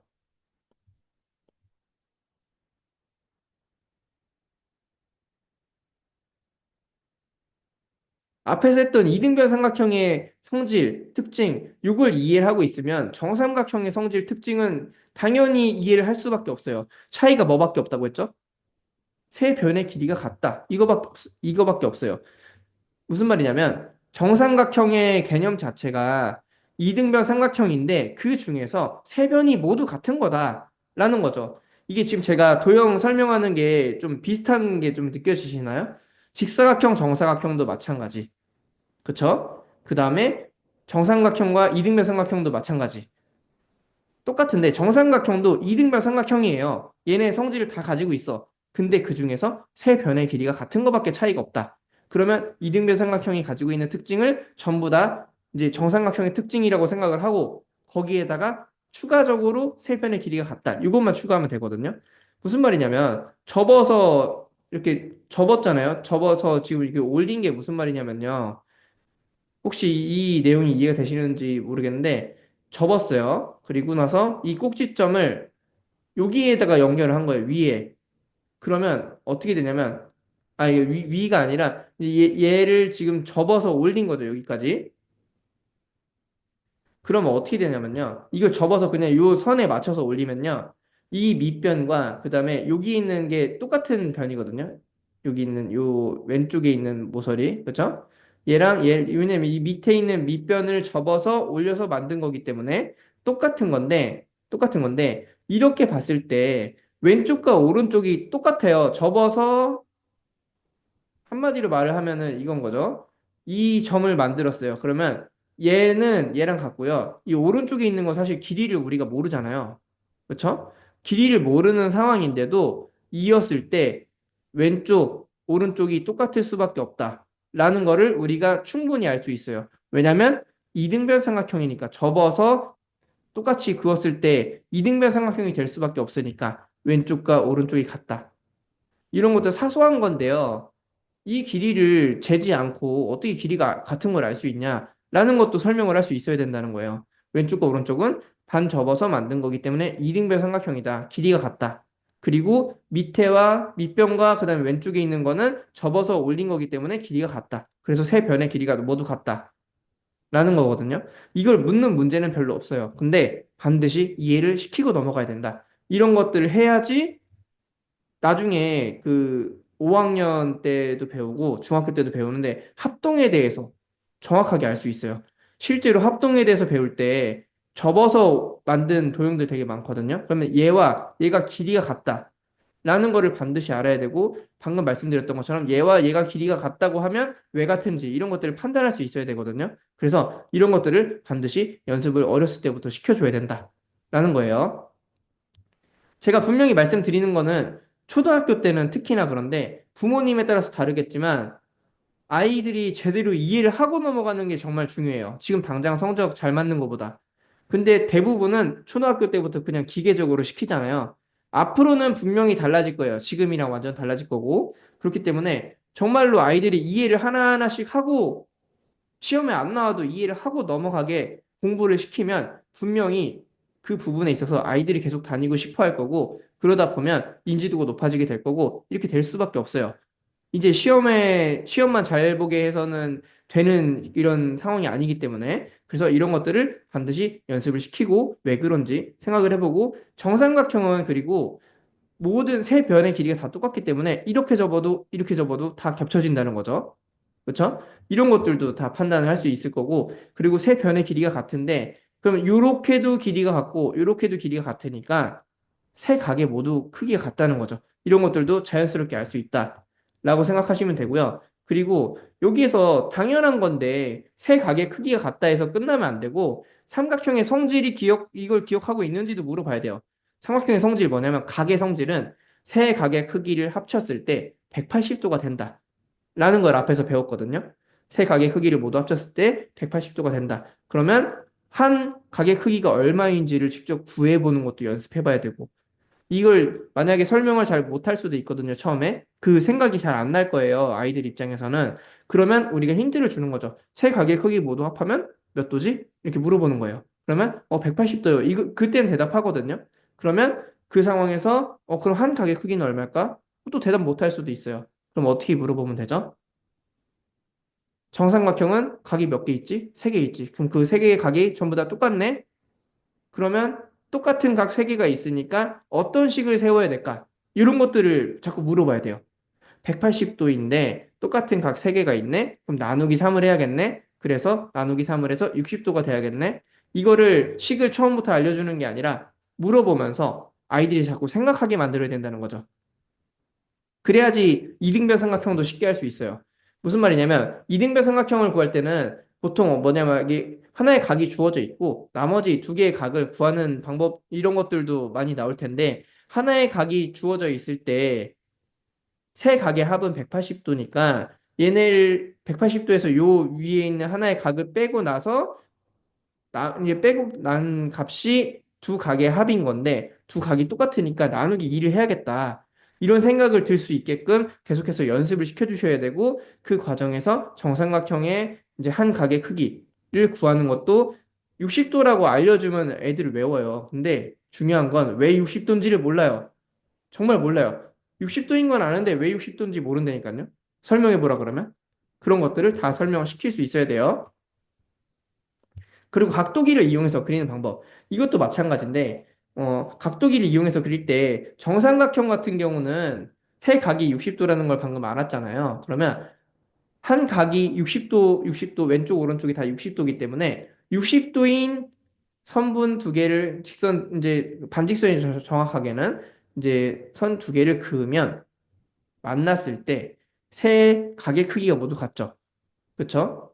그렇기 때문에 세 각의 크기가 모두 같기 때문에 정삼각형이 될 수밖에 없다라는 거예요. 실제로 중학교 올라가면 어떤 내용들이 많냐면 이게 정삼각형인데 왜 정삼각형이냐를 묻는 것들도 많이 나오거든요. 개념 이해를 하거나 문제에 나올 때. 근데 이거는 정삼각형인 이유가 세 변의 길이가 같아서가 아니에요. 이거 이해되세요, 혹시? 세 각의 크기가 같기 때문에 정삼각형인 거고, 정삼각형이니까 기역 디귿, 기역 니은, 니은 디귿의 길이가 전부 다 같다라고 말을 해야 된다는 거죠. 이런 것들도 물론 아이들이 완벽하게 다 할 수는 없겠지만 최대한 우리가 유도를 해줘야 된다는 거예요. 얘가 왜 정삼각형인지, 이렇게 그렸을 때 60도, 60도로 그었을 때 왜 정삼각형인지 이런 것들도 설명할 수 있어야 된다. 그리고 지금 여기 보면은 아까 사각형에서는 이 지금 이렇게 돼 있는 그림 이게 안 나와 있었는데 이런 관계들을 정확하게 알아야 돼요. 삼각형 안에 이등변 삼각형이 있고 그 안에 정삼각형이 있고, 사각형도 마찬가지. 사각형 안에 직사각형이 있고 직사각형 안에 정사각형이 있고, 원리가 똑같다는 거죠. 그렇죠? 그리고 뭐 이런 것도 돼요. 나중에 4학년 뒤에 이제 그 4단원이 2학기 4단원이 사각형이거든요. 사각형에서도 또 나와요. 사각형 안에 뭐 평행사변형이 있고 그 안에 마름모가 있고 그 안에 뭐 정사각형이 있고 뭐 이런 식으로 관계에 대해서 정확하게 이해를 할 수 있어야 되는데 여기서부터 관계가 이해가 안 되면 뒤에가 이해가 전부 다 안 돼요. 바로 다음 단원에 나오는 내용이기 때문에 여기서 확실하게 해줘야지 뒷부분이 이해가 된다. 그리고 반대로 만약에 우리가 아이들 수업을 했을 때 사각형을 이해를 못하면 여기도 이해를 못할 가능성이 높아요. 그러면 이 부분도 복습을 시키고 넘어가야 된다. 라고 생각하시면 좋을 것 같아요. 그래서 지금 보면 종이로 정삼각형 만들 때 세 변의 길이가 모두 같아지는 이유, 삼각의 크기 구하는 방법, 뭐 이런 것들도 물어보고, 그다음 각도기를 이용해서 정삼각형 그리는 방법, 그리고 정삼각형 그렸을 때 두 각에서만 그려도 정삼각형이 되는 이유, 원리. 이거 제가 방금 전에 말씀드렸던 내용이잖아요. 이런 것들을 한 번씩 다 설명을 시켜봐야 된다. 라고 생각하시면 좋을 것 같아요. 그리고 이제 직각에 대해서 배울 거거든요. 자, 그런데 직각에 대해서는 내용은 배웠고 삼각형의 각의 크기에 따라서 구분하는 방법이에요. 앞에는 뭐였냐면 변의 길이에 따라서 구분하는 방법이었고 이번에는 각의 크기에 따라서 구분하는 방법이에요. 근데 삼각형을 이루는 각은 크게 세 가지가 있어요. 뭐냐면 둔각, 직각, 예각 이렇게 세 가지거든요. 둔각은 뭐냐? 앞에서 다 내용은 배웠어요. 둔각은 뭐냐? 90도, 직각보다 큰 각. 이게 둔각. 직각보다 작은 각은 예각.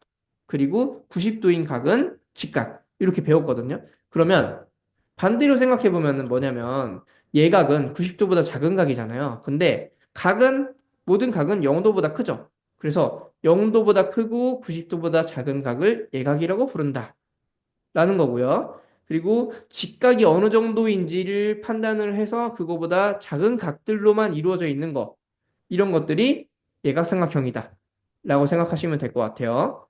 자, 그리고 지금 보면은 세 각이 모두 예각이냐 물어봤을 때 예면은 예각삼각형 아니면 한 각이 둔각이냐를 묻는 거죠. 뭐 직각이냐고 물어도 상관없어요. 그거는. 그랬을 때 이제 둔각이냐 물었을 때 예면은 둔각삼각형. 그다음에 아니다 하면은 이제 직각삼각형이 되겠죠. 왜냐면 각은 예각, 직각, 둔각 요거밖에 없으니까. 그런데 왜 한 각이 둔각이냐라고 물어봤냐라고 생각해 봤을 때 삼각형은 이 이유도 이제 우리는 다 알고 있고 아이들한테 필요할 때 설명을 해줄 수 있어야 되거든요. 무슨 말이냐면 왜 한각이 둔각이면 둔각삼각형이 되냐 이거에 대해서 원리를 정확하게 우리가 이해를 하고 있어야 돼요. 만약에 그럼 이거죠. 두 각이 직각인 삼각형을 만들 수 있냐? 아니면 두 각이 둔각인 삼각형을 만들 수 있냐? 이렇게 생각해 봤을 때 만들 수 없어요, 실제로. 그 이유에 대해서도 정확하게 알고 있어야 돼요. 왜냐면 삼각형의 세 각의 합은 얼마죠? 180도. 근데 90도짜리 각을 두 개를 만들면 각 두 개만으로 180도가 돼버리죠. 그럼 나머지 각 하나를 만들 수 없단 말이에요. 그래서 둔각삼각형은 한 각이 둔각이어야 돼요. 두 각이 둔각일 수는 없어요, 삼각형이. 그렇기 때문에 이것만 나와 있다라는 거고, 그렇기 때문에 한 각만 둔각이면 둔각인 거 딱 하나만 있으면 된다라는 거거든요. 그리고 직각삼각형도 마찬가지. 직각인 거 두 개가 나올 수가 없어요. 직각인 거 하나만 딱 있으면 직각삼각형이다. 그러면 반대로 생각했을 때 직각삼각형인지 찾으려면 직각인 각이 딱 하나만 이제 찾을 수 있으면 직각인 각을 하나만 찾을 수 있으면 그게 직각삼각형이 된다라는 내용이라고 생각하시면 되고요. 그리고 예각 직각 둔각이 만약에 기억이 잘 나지 않으면 앞에 부분, 4학년 1학기 각도 부분에서 배웠거든요. 이 부분을 복습을 시켜주시면 된다. 라고 생각하시면 될 것 같아요. 이거 의미랑 이런 특징 이건 4학년 1학기 때 복습을 하는 거고, 그리고 세각을 이용해서 분류하는 방법, 예각, 직각, 둔각, 삼각형의 특징, 각각을 설명해 봐야 되고요. 이제 그리고 분류하는 거 있잖아요. 이거를 지금 길이와 각의 크기를 이용해서 삼각형을 한꺼번에 분류하는 방법. 두 가지 기준을 우리가 배웠죠. 길이와 그 다음에 각도. 그래서 이거를 한꺼번에 분류하는 방법을 이제 생각을 해봐야 되는데 뭐냐면 일단은 세 변의 길이가 모두 같은 삼각형은 뭐였죠? 정삼각형이었죠. 그리고 정삼각형은 무조건 예각일 수밖에 없어요. 둔각이 될 수가 없어요. 직각이나. 왜냐? 모든 세 각이 60도였잖아요. 그쵸? 그럼 세 각이 모두 예각인 거니까, 예각일 수밖에 없으니까. 근데 이거를, 이 칸을 막 외우기 시키잖아요. 만약에 대부분 외우거든요. 이 칸에 뭐가 들어가는지. 근데 이걸 외워봤자 어차피 한 하루 이틀도 아니에요. 한 시간 지나면 다 까먹어요. 정말로. 그래서 정삼각형은 둔각과 직각이 될 수가 있는지 없는지 이걸 판단을 할 때 정삼각형은 모양이 모두 똑같다고 했죠. 그리고 각도가 한 각이 60도, 세 각이 모두 60도인 삼각형이 정삼각형이었잖아요. 그러니까 예각삼각형이 될 수밖에 없어요. 그쵸? 이렇게 생각하시면 될 것 같고, 이등변 삼각형 중에서는 이제 양쪽의 각이 똑같잖아요. 그래서 이 각들은, 똑같은 각은 둔각이 될 수가 없어요. 그러면 둔각이 될 수 있는 건 나머지 하나의 각이에요. 나머지 하나의 각. 똑같은 각 두 개 말고 나머지 하나가 둔각인지만 따져주면 된다. 그리고 이게 직각인지만 따져주면 된다. 그래서 만약에 여기 나머지 하나의 각이 예각이면 그냥 예각삼각형이 되는 거고요. 나머지 하나의 각이 둔각이면 둔각삼각형이 되는 거고, 나머지 하나의 각이 직각이면 직각삼각형이 되는 거예요. 그래서 이 개념에 대해서 어떤 각을 봐야 될지를 잘 판단해야 되는데, 이등변 삼각형은 방금 말씀드렸던 성질을 이해하면 조금 쉽다는 거죠. 이제 이해하기가 조금 어려울 수는 있겠으나 이해를 해야지 전체적으로 이해가 된다는 거예요. 두 각이 같은데, 크기가 같은데 이 각은 직각이나 둔각이 될 수 없어요. 같은 두 각은. 그쵸? 그러니까 같은 각 말고 나머지 하나의 각만 따져주면 된다. 어느 각을 먼저 봐야 될지를 우리가 이제 좀 익숙하게 만들어주는 과정이라고 생각하시면 돼요. 그래서 같은 두 각 말고 나머지 각만 비교하면 된다. 그리고 세 변의 길이가 모두 다른 삼각형에서는 이제 그 제일 큰 각 하나만 비교해 주면 되는 거죠. 이것도 이해되시죠? 왜냐하면 제일 큰 각이 둔각이 만약에 됐다. 그러면 두 번째 각은 둔각이 될 수가 없다니까요. 둔각이 두 개가 나올 수 없으니까. 그래서 제일 큰 각 하나만 따져주면 된다. 라고 생각하시면 돼요. 제일 큰 각이 둔각이면 둔각삼각형, 제일 큰 각이 직각이면 직각삼각형, 제일 큰 각도 예각이면 예각삼각형. 이렇게 생각하시면 돼요.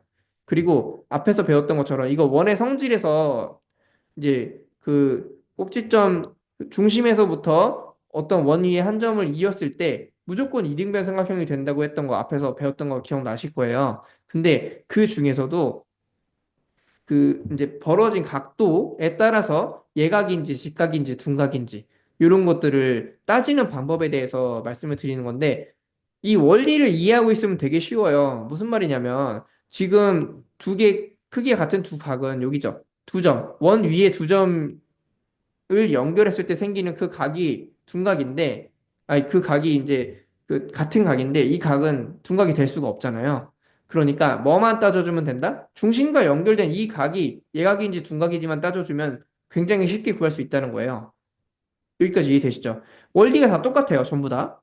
이등변 삼각형은 크기가 같은 두 각은 둔각이 될 수가 없으니까 무조건 예각일 거다. 그리고 나머지 하나의 각, 이 각이 예각인지 직각인지 둔각인지만 따져주면 된다. 그래서 지금 보면은 크기를 봤을 때 바로 옆에 있는 거는 당연히 그다음 두 칸 벌려 있는 것도 지금 보면은 예각이 될 수밖에 없고 세 칸이 벌어져 있는 것만 직각이 되겠죠. 그리고 나서 더 벌어져 있으면 이것도 마찬가지. 직각보다 더 많이 벌어져 있으면 둔각, 적게 벌어져 있으면 예각. 이렇게 되는 거고 그 다음에 지금 보면은 여기 오른쪽 위에 요 두 칸 벌어져 있는 이 이등변 삼각형을 보면요. 어떤 특징을 가지고 있냐면 사실은 중심에 있는 각 있잖아요. 각. 요게 시계 보는 거랑도 연결이 되는데 이게 12개를 점을 찍어 놓은 걸 거예요. 잠깐만요. 12개. 그렇죠? 12개를 찍어 놨어요. 그러면 여기 시계 이제 12부터 해서 1부터 12까지 연결한 거다라고 생각을 했을 때 세 칸이면 90도잖아요. 사실 직각이니까. 그리고 두 칸이면 한 칸에 몇 도인지 알면 되게 쉽겠죠. 한 칸에 30도란 말이에요. 그러면 두 칸이면 60도. 그쵸? 그럼 여기가 60도라는 걸 알았을 때 나머지에 있는 각을 알 수가 있다는 거예요. 왜냐면 두 개가 똑같으니까. 그래서 정삼각형이라는 걸 찾을 수 있어요. 이게 길이가 세 변의 길이가 모두 같다는 말이 없어요. 근데 직각삼각형인 걸 찾을 수 있는 이유는 각으로 찾을 수 있거든요. 각으로. 그래서 이제 이런 부분도 연습을 조금 해주셔야 될 것 같고, 분류하는 방법 여러 가지가 있었는데 이 분류하는 방법 다양하게 알아야 될 거예요. 그래서 이렇게 생각하시면 좋을 것 같아요. 삼각형은 분류하는 방법이 여러 가지가 있는데 그 분류하는 기준을 통일시켜서 우리가 가장 편하게 할 수 있게 해주시면 될 것 같고, 그 다음에 소수 부분도 한번 배워볼게요. 좀 시간이 많이 없어서 좀 빠르게 내용을 좀 설명을 드릴게요. 우선은 소수를 나타낼 때 여러 가지 방법이 있죠, 물론. 근데 수직선으로 나타내는 것도 연습을 할 수 있어야 돼요. 무슨 말이냐면 수직선으로 나타낼 때 1을 지금 맨 위에 있는 수직선은 1을 일단 10칸으로 나눴을 때 여기 지금 큰 눈금 한 칸씩이겠죠? 10칸으로 나눴을 때 그래서 0.1, 0.2, 0.3 이렇게 해서 0.9, 1까지 되는 거고 그거를 또 지금 0부터 0.1까지를 크게 확대를 해서 이걸 또 10칸으로 나눈 거예요. 그러면 0.01, 0.02 이런 식으로 될 거고 그리고 또 여기 있는 0부터 0.01까지를 확대를 해서 10칸으로 나누면 그게 0.01, 0.02 이렇게 된다라는 건데 사실은 이렇게 이 개념에 대해서도 알아야 돼요. 분수랑 소수 바꾸는 것도 연습을 해야 되는데 그냥 0점 몇 이렇게 외우는 것보다도요. 방금 전에 이야기했던 게 뭐였냐면 0부터 1까지를 10칸으로 나눈 것 중에 하나. 이게 10분의 1이잖아요. 그렇죠?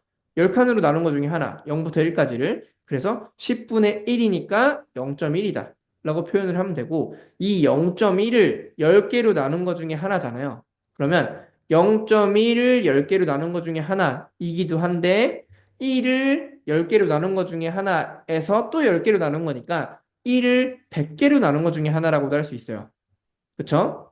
0.1을 10개로 나눈 것 중에 하나. 이것도 이제 알아야 될 거고, 그 다음 1을 100개로 나눈 것 중에 하나. 이것도 알아야 될 거예요. 같은 말인 거죠. 그래서 100분의 1이 0.01이라고 표현을 한다는 거고, 그리고 또 여기서는 뭐냐면 0.01, 그러니까 100분의 1을 10개로 나눈 것 중에 하나잖아요. 그래서 1000분의 1로 표현할 수 있고 실제로 1을 1000개로 나눈 것 중에 하나라고도 표현할 수 있어요. 그래서 1000분의 1을 0.001 이렇게 표현할 수 있는데 이 개념에 대해서 조금 왔다 갔다 하면서 이해를 할 수 있어야 되거든요. 그리고 소수 자릿수가 있는데 소수 두 자릿수, 세 자릿수 이건 사실은 그렇게 차이가 이제 따로따로 외우는 게 아니라 원리를 정확하게 이해를 하면 되거든요. 무슨 말이냐면 소수 두 자릿수는요. 소수 한 자릿수 사이에 있는 거를 10개로 나눈 것 중에서 한 칸씩이라고 생각하시면 돼요. 그리고 소수 세 자릿수는 똑같은데 소수 두 자릿수끼리 있는 것들을 10개로 나눈 것 중에서 각각의 칸에 채워지는 수들이라고 생각하시면 돼요. 이거 이해되시죠? 그래서 지금 요 그림은 뭐냐면 왼쪽 그림은 4.2에서 4.3까지를 10개로 나눠요. 그럼 그 중에서 한 칸이 0.01이 될 거예요. 그쵸? 그리고 이 한 칸 오른쪽으로 갈 때마다 어떻게 변하는지 이 과정들에 대해서 이해를 시켜 주셔야 오른쪽도 이해가 되세요. 소수점 두 자리, 그러니까 4.26과 4.27이 있는데 이 사이에 10개로 나눴잖아요. 그럼 10개로 나눴을 때 한 칸이 얼마인지 한 칸이 얼마인지 반드시 이거를 연습을 시켜주셔야 돼요. 진짜 이걸 모르는 친구들 많고요.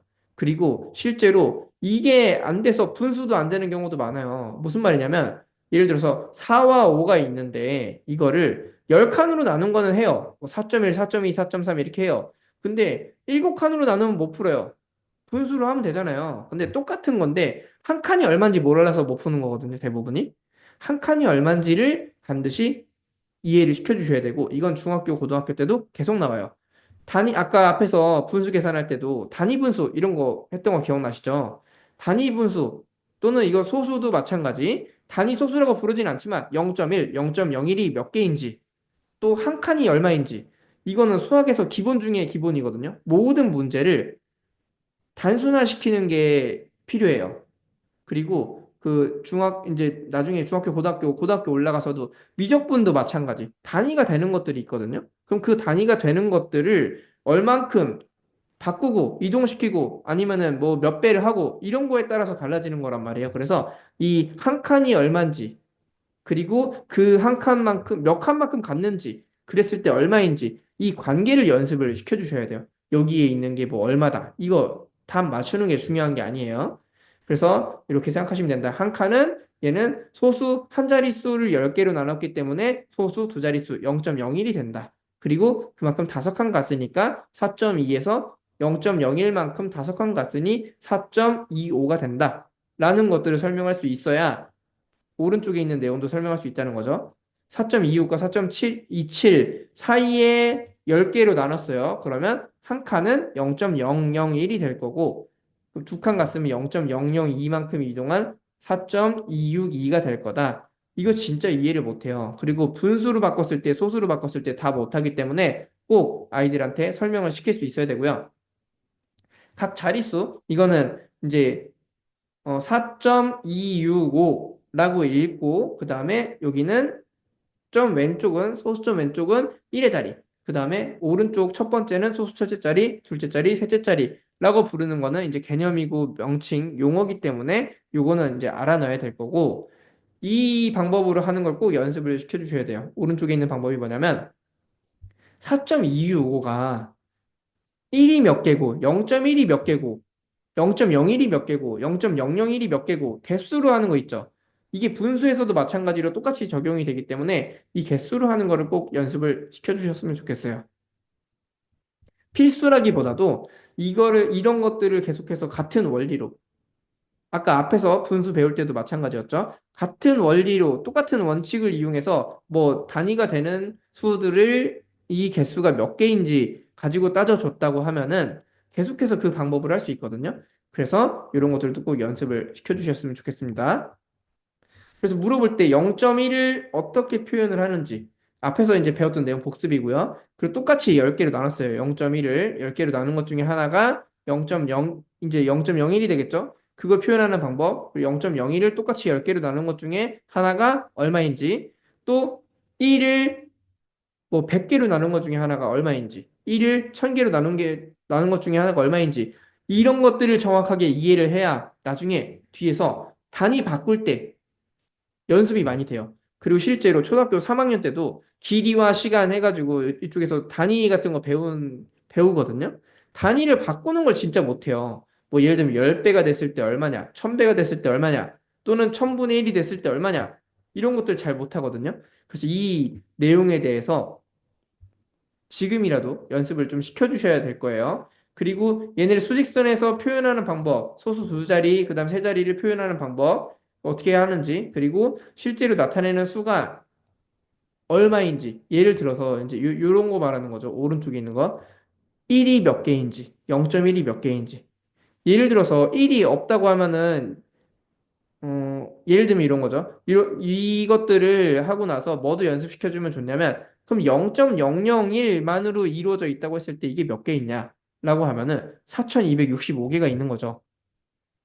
이 개념에 대해서 이해를 해주시면 돼요. 왜냐면 0.001이 10개가 있으면 0.01이 되고, 이게 10개가 있으면 얘가 되고, 얘가 10개가 있으면 얘가 되고, 이 관계를 이해하고 있다고 하면은 결국에는 얘는 0.01이 4000개가 있는 거고, 200개가 있는 거고, 60개가 있는 거고, 5개가 있는 거다. 라는 걸 이해를 할 수 있고, 이런 과정들을 마음대로 바꿀 수 있어야지 앞으로 공부를 잘할 수 있고, 어려운 문제도 풀 수 있다는 거예요.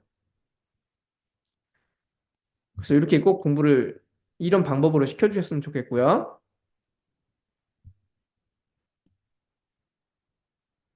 그 다음에 소수의 크기를 이제 모는 종이로 비교하는 방법인데, 모는 종이로 비교를 할 때, 지금 왼쪽에 있는 거는요, 뭐냐면 10칸으로 나눈 것 중에 6개, 오른쪽에 있는 건 100칸으로 나눈 것 중에 60개거든요. 그러면 이걸 표현을 할 때 10칸 중에 6개는 10분의 6, 소수로 바꾸면 0.6. 그쵸? 그리고 얘는 뭐냐면 100칸 중에 60칸이니까 100분의 60 소수로 바꿔주면 0.60 이렇게 된다는 거죠. 얘네가 같을 수밖에 없다. 근데 이거를 그냥 외우는 게 아니라요. 10개 중에 6개와 100개 중에 60개가 같다. 라고 이해를 해야 돼요.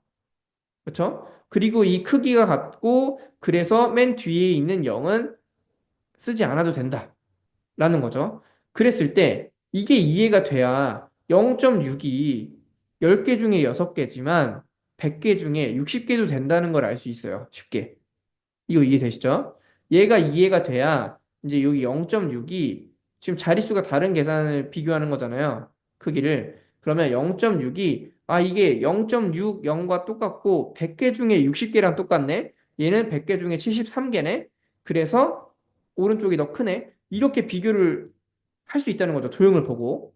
그리고 이것뿐만이 아니라 비교를 할 때 원칙이 있어요. 소수의 크기 비교를 할 때 원칙. 가장 큰 원칙이 뭐냐?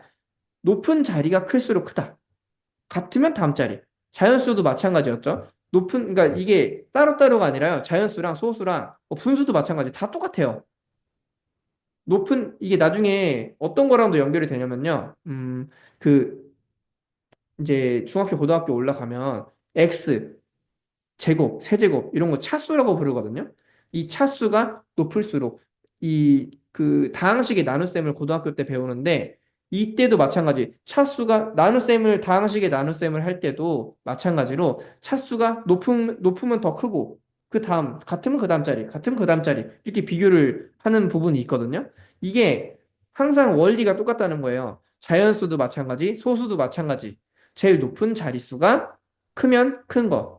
그 다음에 같으면 다음 자리 비교 해서 달라질 때까지 비교를 하는 거죠. 그럼 여기서 봤을 때 0.51, 5.1, 5.32, 5.381, 5.382가 있는데 당연히 0.51이 제일 작을 수밖에 없어요. 이거 비교 안 해봐도. 왜냐? 제일 높은 자리인 1의 자릿수가 얘만 0이고 나머진 다 5거든요. 그쵸? 그래서 얘는 그냥 비교할 것도 없이 첫 번째 자리 비교만으로 제일 작은 수라는 걸 알 수 있어요. 그래서 지금 자연수 부분을 비교를 했을 때 5.1과 0.51을 비교했을 때 5.1이 더 크다는 거죠. 그쵸? 반대로 생각하면 여기서 제일 작은 거를 첫 번째로 걸러낼 수 있어요. 0.51이 제일 작다라는 거. 그리고 여기 전부 다 5잖아요. 그럼 그 다음에 뭘 비교해요? 다음 자리. 다음 자리가 5 다음 자리가 소수 첫째 자리인데 얘는 1, 3, 3, 3이니까 1이 제일 작죠. 그래서 5.1이 그 다음으로 작은 수. 그 다음에 3이 다 똑같으니까 다음 자리 비교하면은 2, 8, 8. 이거 생각보다 비교 잘 못하거든요. 이게 원칙이 없어서 그래요. 자연수 크기 비교도 못할 거예요. 아마 그런 친구들은. 그래서 크기를 비교할 때는 원칙이 하나, 가장 높은 자리부터 비교를 해. 그래서 큰 게 커. 근데 만약에 같으면 다음 자리 비교해. 그리고 나서 이게 같으면 그 다음 자리 비교해.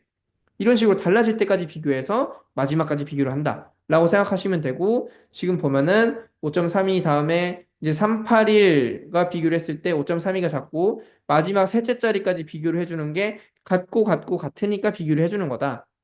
원칙은 딱 하나예요. 그 말씀드렸던 것처럼. 그래서 이 원칙 하나로 뭐 자연수든 소수든 분수든 뭐 다른 거든 전부 다 이 원칙 하나로 비교를 해주면 된다라는 걸 생각해 주시면 좋을 것 같아요. 여기까지 이해되시죠? 전부 다 적용이 되는 거기 때문에 이거는 어렵게 생각할 필요가 없어요.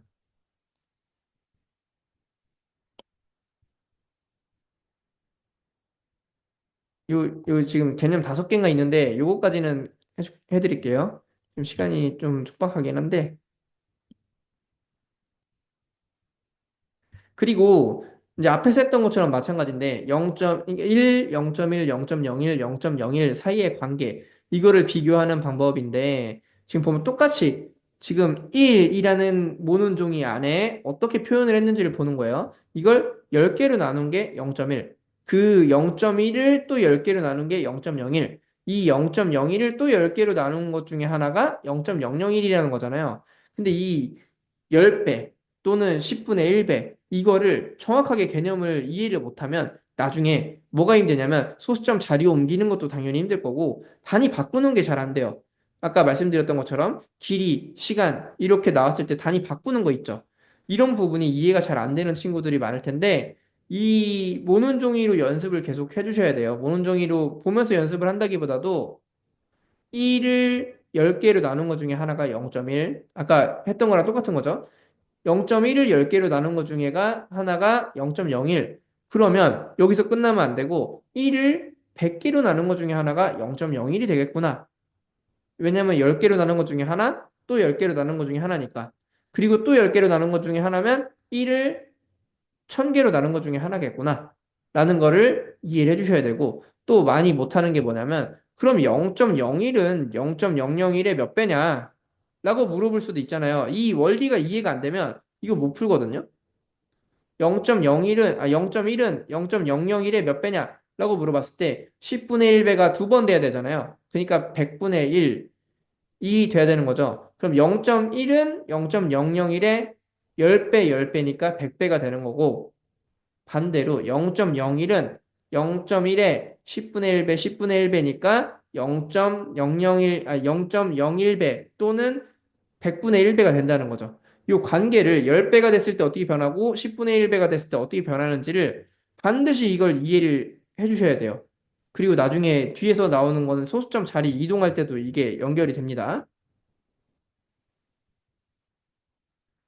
지금 보면 이제 소수점 자릿수 이거 할 건데 좀 전에 했던 이 내용이 이해가 되면 0.001은 0.01의 100분의 1배가 되고 0.1은 0.001의 100배가 되고 이런 관계를 정확하게 이해를 했다고 하면 그 다음에 뭐가 이해가 되냐면 이게 지금 각 자리 소수 자리 관계잖아요. 지금 보면 7.4, 0.74, 0.074가 있는데 얘가 각각이 몇 배가 되냐 이거예요. 그러면 지금 보면 자릿수가 10배를 하면 이것도 표현하는 방법이 두 가지가 있거든요. 무슨 말이냐면 소수점이 왼쪽 오른쪽으로 이동을 한다가 있고요. 소수점 그대로 두고 수가 왼쪽 오른쪽으로 이동을 한다라는 게 있어요. 이게 무슨 말이냐면 10배를 했을 때 소수점을 기준으로 하면 소수점을 가만히 두면 실사가 오른쪽으로 이동을 했죠. 그쵸? 밑에 보면. 그쵸? 그래서 지금 0.1배, 10분의 1배가 되면 수는 오른쪽으로 이동한다. 이렇게 말을 해야 되거든요. 그런데 반대로 생각했을 때 소수점을 기준으로 하는 게 아니라 수를 기준으로 하면 소수점은 왼쪽으로 한 칸 이동한 거예요. 그렇죠? 이게 표현하는 방법이 두 가지인데 반대라서 엄청나게 헷갈려해요. 아이들이 그냥 외우면 이게 왼쪽인지 오른쪽인지 뭐 소수점 기준으로 했을 때랑 그 다음에 수를 기준으로 했을 때랑 다 다르게 외우거든요. 근데 그게 아니라 지금 모양이 바뀔 때 기준을 뭘로 놓느냐에 따라서 다른데 저는 개인적으로는 수를 기준으로 놓고 소수점 이동하는 거를 연습시켜 주는 걸 좀 권장을 해요. 이게 기준이 여러 가지면 좀 헷갈리거든요. 여기에는 이해를 돕기 위해서 이제 소수점을 기준으로란 말을 써놓고 수가 왼쪽으로 이동한다고 돼 있잖아요. 근데 이거랑 같은 말이 뭐냐면 수를 기준으로 소수점이 왼쪽으로 한 칸 이동한다는 거거든요. 아니, 오른쪽으로 10배를 했으니까 반대 방향이라는 거죠. 이게 왜 그런지를 이해를 시켜 주셔야 돼요. 똑같다는 걸 이해시켜 주셔야 된다고요. 근데 이걸 말로만 딱 듣고선 그냥 외운 친구들은 절대 이해를 못 해요. 이게 언제 왼쪽인지 언제 오른쪽인지 이해를 못 하는데 점을 기준으로 수를 오른쪽으로 옮긴 것과 그 다음에 수를 기준으로 소수점을 왼쪽으로 이동시킨 게 똑같다는 거를 이해를 시켜 주셔야 된다는 거죠. 이거 이해되시죠? 네. 이런 것들을 반드시 이제 이해를 시키고 넘어가야 된다라는 거고, 그리고 이제 오른쪽에 나와 있는 내용이 그거예요. 단위 바꾸는 거. 지금 이 소수점 이동이 안 되면 단위 바꾸는 게 안 돼요. 단위 바꾸는 게 안 돼요, 진짜로. 그리고 이 단위 바꾸는 게 안 되면 초등학교 5, 6학년 때뿐만이 아니라 계속 틀려요, 단위 때문에. 진짜 제가 충격적인 거는 뭐냐면 생각보다 많은 애들이 중학생인데 1m가 몇 센치냐, 이거는 맞추거든요, 대부분. 근데 1cm가 몇 밀리미터냐, 아니면은 1km가 몇 미터냐, 이런 거 물어보잖아요? 그러면 의외로 틀리는 친구들도 많아요. 그냥 다 100으로 생각하는 애들도 많아요. 1m는 100cm라고 외웠으니까. 그것만 외웠으니까. 이제 전부 다 100으로 생각하는 애들도 많은데, 그런 부분에 있어서 단위 바꾸는 걸 연습을 시켜주시고, 또 반대로 뭐냐면, 이 소수 부분이 잘 안 돼 있는 친구들이 뭐가 안 되냐면요. 이런 거 있잖아요. 지금 1km는 1000m 이건 돼요. 근데 1m는 몇 킬로미터냐? 이렇게 바꾸라고 하면 못 바꿔요. 정말로. 그래서 1000분의 1인 거잖아요. 그죠? 이 소수로 바로 바꾸는 건 좀 어렵거든요. 아이들이 이해를 할 때. 그래서 1000분의 1. 왜냐하면 1km는 1000m니까 1m는 1000분의 1km다. 그리고 1000분의 1은 0.001km다. 이렇게 바꾸는 과정을 조금 이해를 시켜주시면 좋을 것 같아요. 그래서 지금 여기 나온 내용 한번 이것도 확인해 보시면 되는데 뭐는 뭐의 몇 배인지 그 다음에 뭐 7.4에서 10분의 1을 하면 얼마인지 그리고 또 여기서 10분의 1을 하면 얼마인지 소수점 기준으로 움직이는 방향은 얼마인지 그리고 또 반대로 수 기준으로 이동하는 방향이 얼만큼인지 이런 것들을 다 이제 이해를 해주시면 좋을 것 같고 시켜주시면 좋을 것 같고 단위도 바꾸는 거 연습시켜 주셔야 돼요. 1mm는 여태까지는 이걸 배운 거잖아요. 1cm는 10mm다. 이걸 배웠다면 반대로 1mm는 몇 cm인지 이런 것들 연습시키는 거 다 해주셔야 됩니다.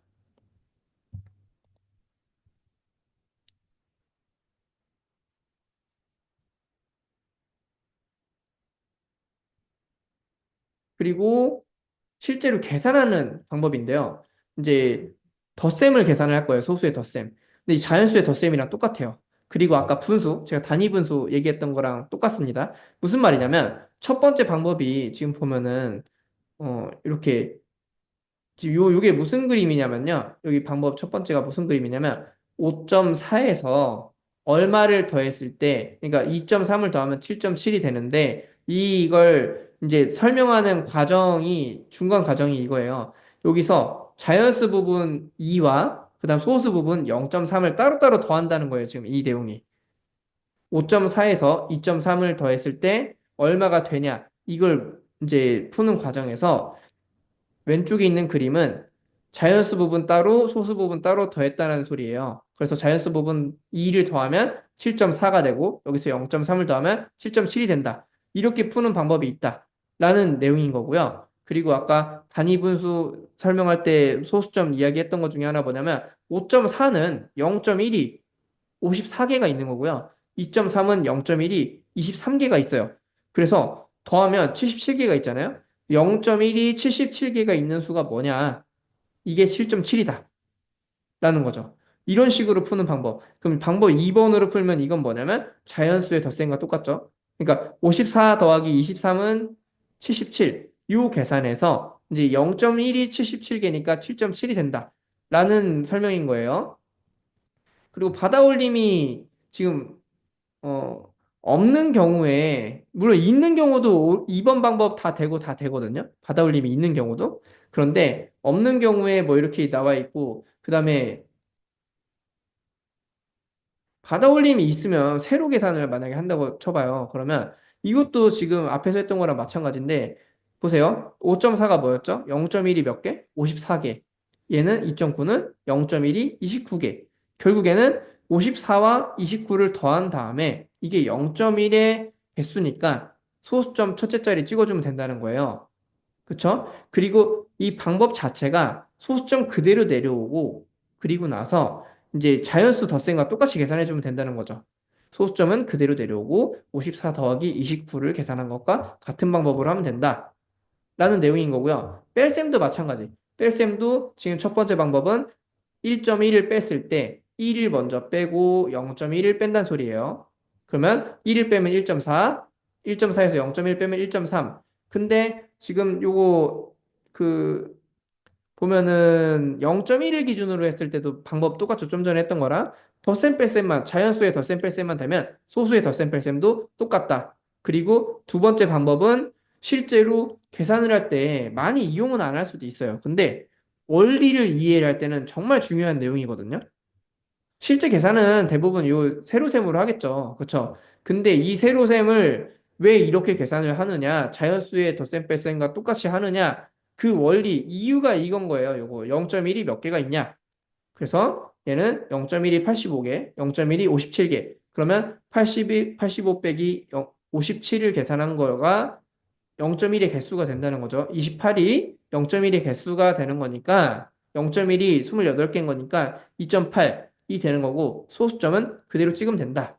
라는 내용인 거예요. 그리고 여기서 많이 조심해야 될 건 뭐냐면 소수점 자리를 맞춰서 계산을 해야 돼요. 예를 들어서 지금 15 빼기 5.4가 돼 있잖아요. 그러면 15는 사실은 자연수, 자연수 부분 1의 자리, 오른쪽에 점이 있는 거예요. 근데 안 써준 것 뿐이죠. 그래서 이렇게 왼쪽처럼 쓰면 당연히 틀릴 거고 오른쪽처럼 써야 되는데 실제로 시켜보시면 아시겠지만 자릿수가 다른 소수의 덧셈 뺄셈 진짜 못해요. 특히 자릿수가 다른 소수의 뺄셈 진짜 못합니다. 뺄셈. 그래서 이거 소수점 자리 맞추는 거 있죠. 이걸 반드시 연습을 시키고 소수의 덧셈과 뺄셈은 소수점을 위치를 똑같이 맞춰야 된다. 이거 네, 꼭 아이들한테 이제 좀 익숙하게 만들어 주셔야 될 거고요.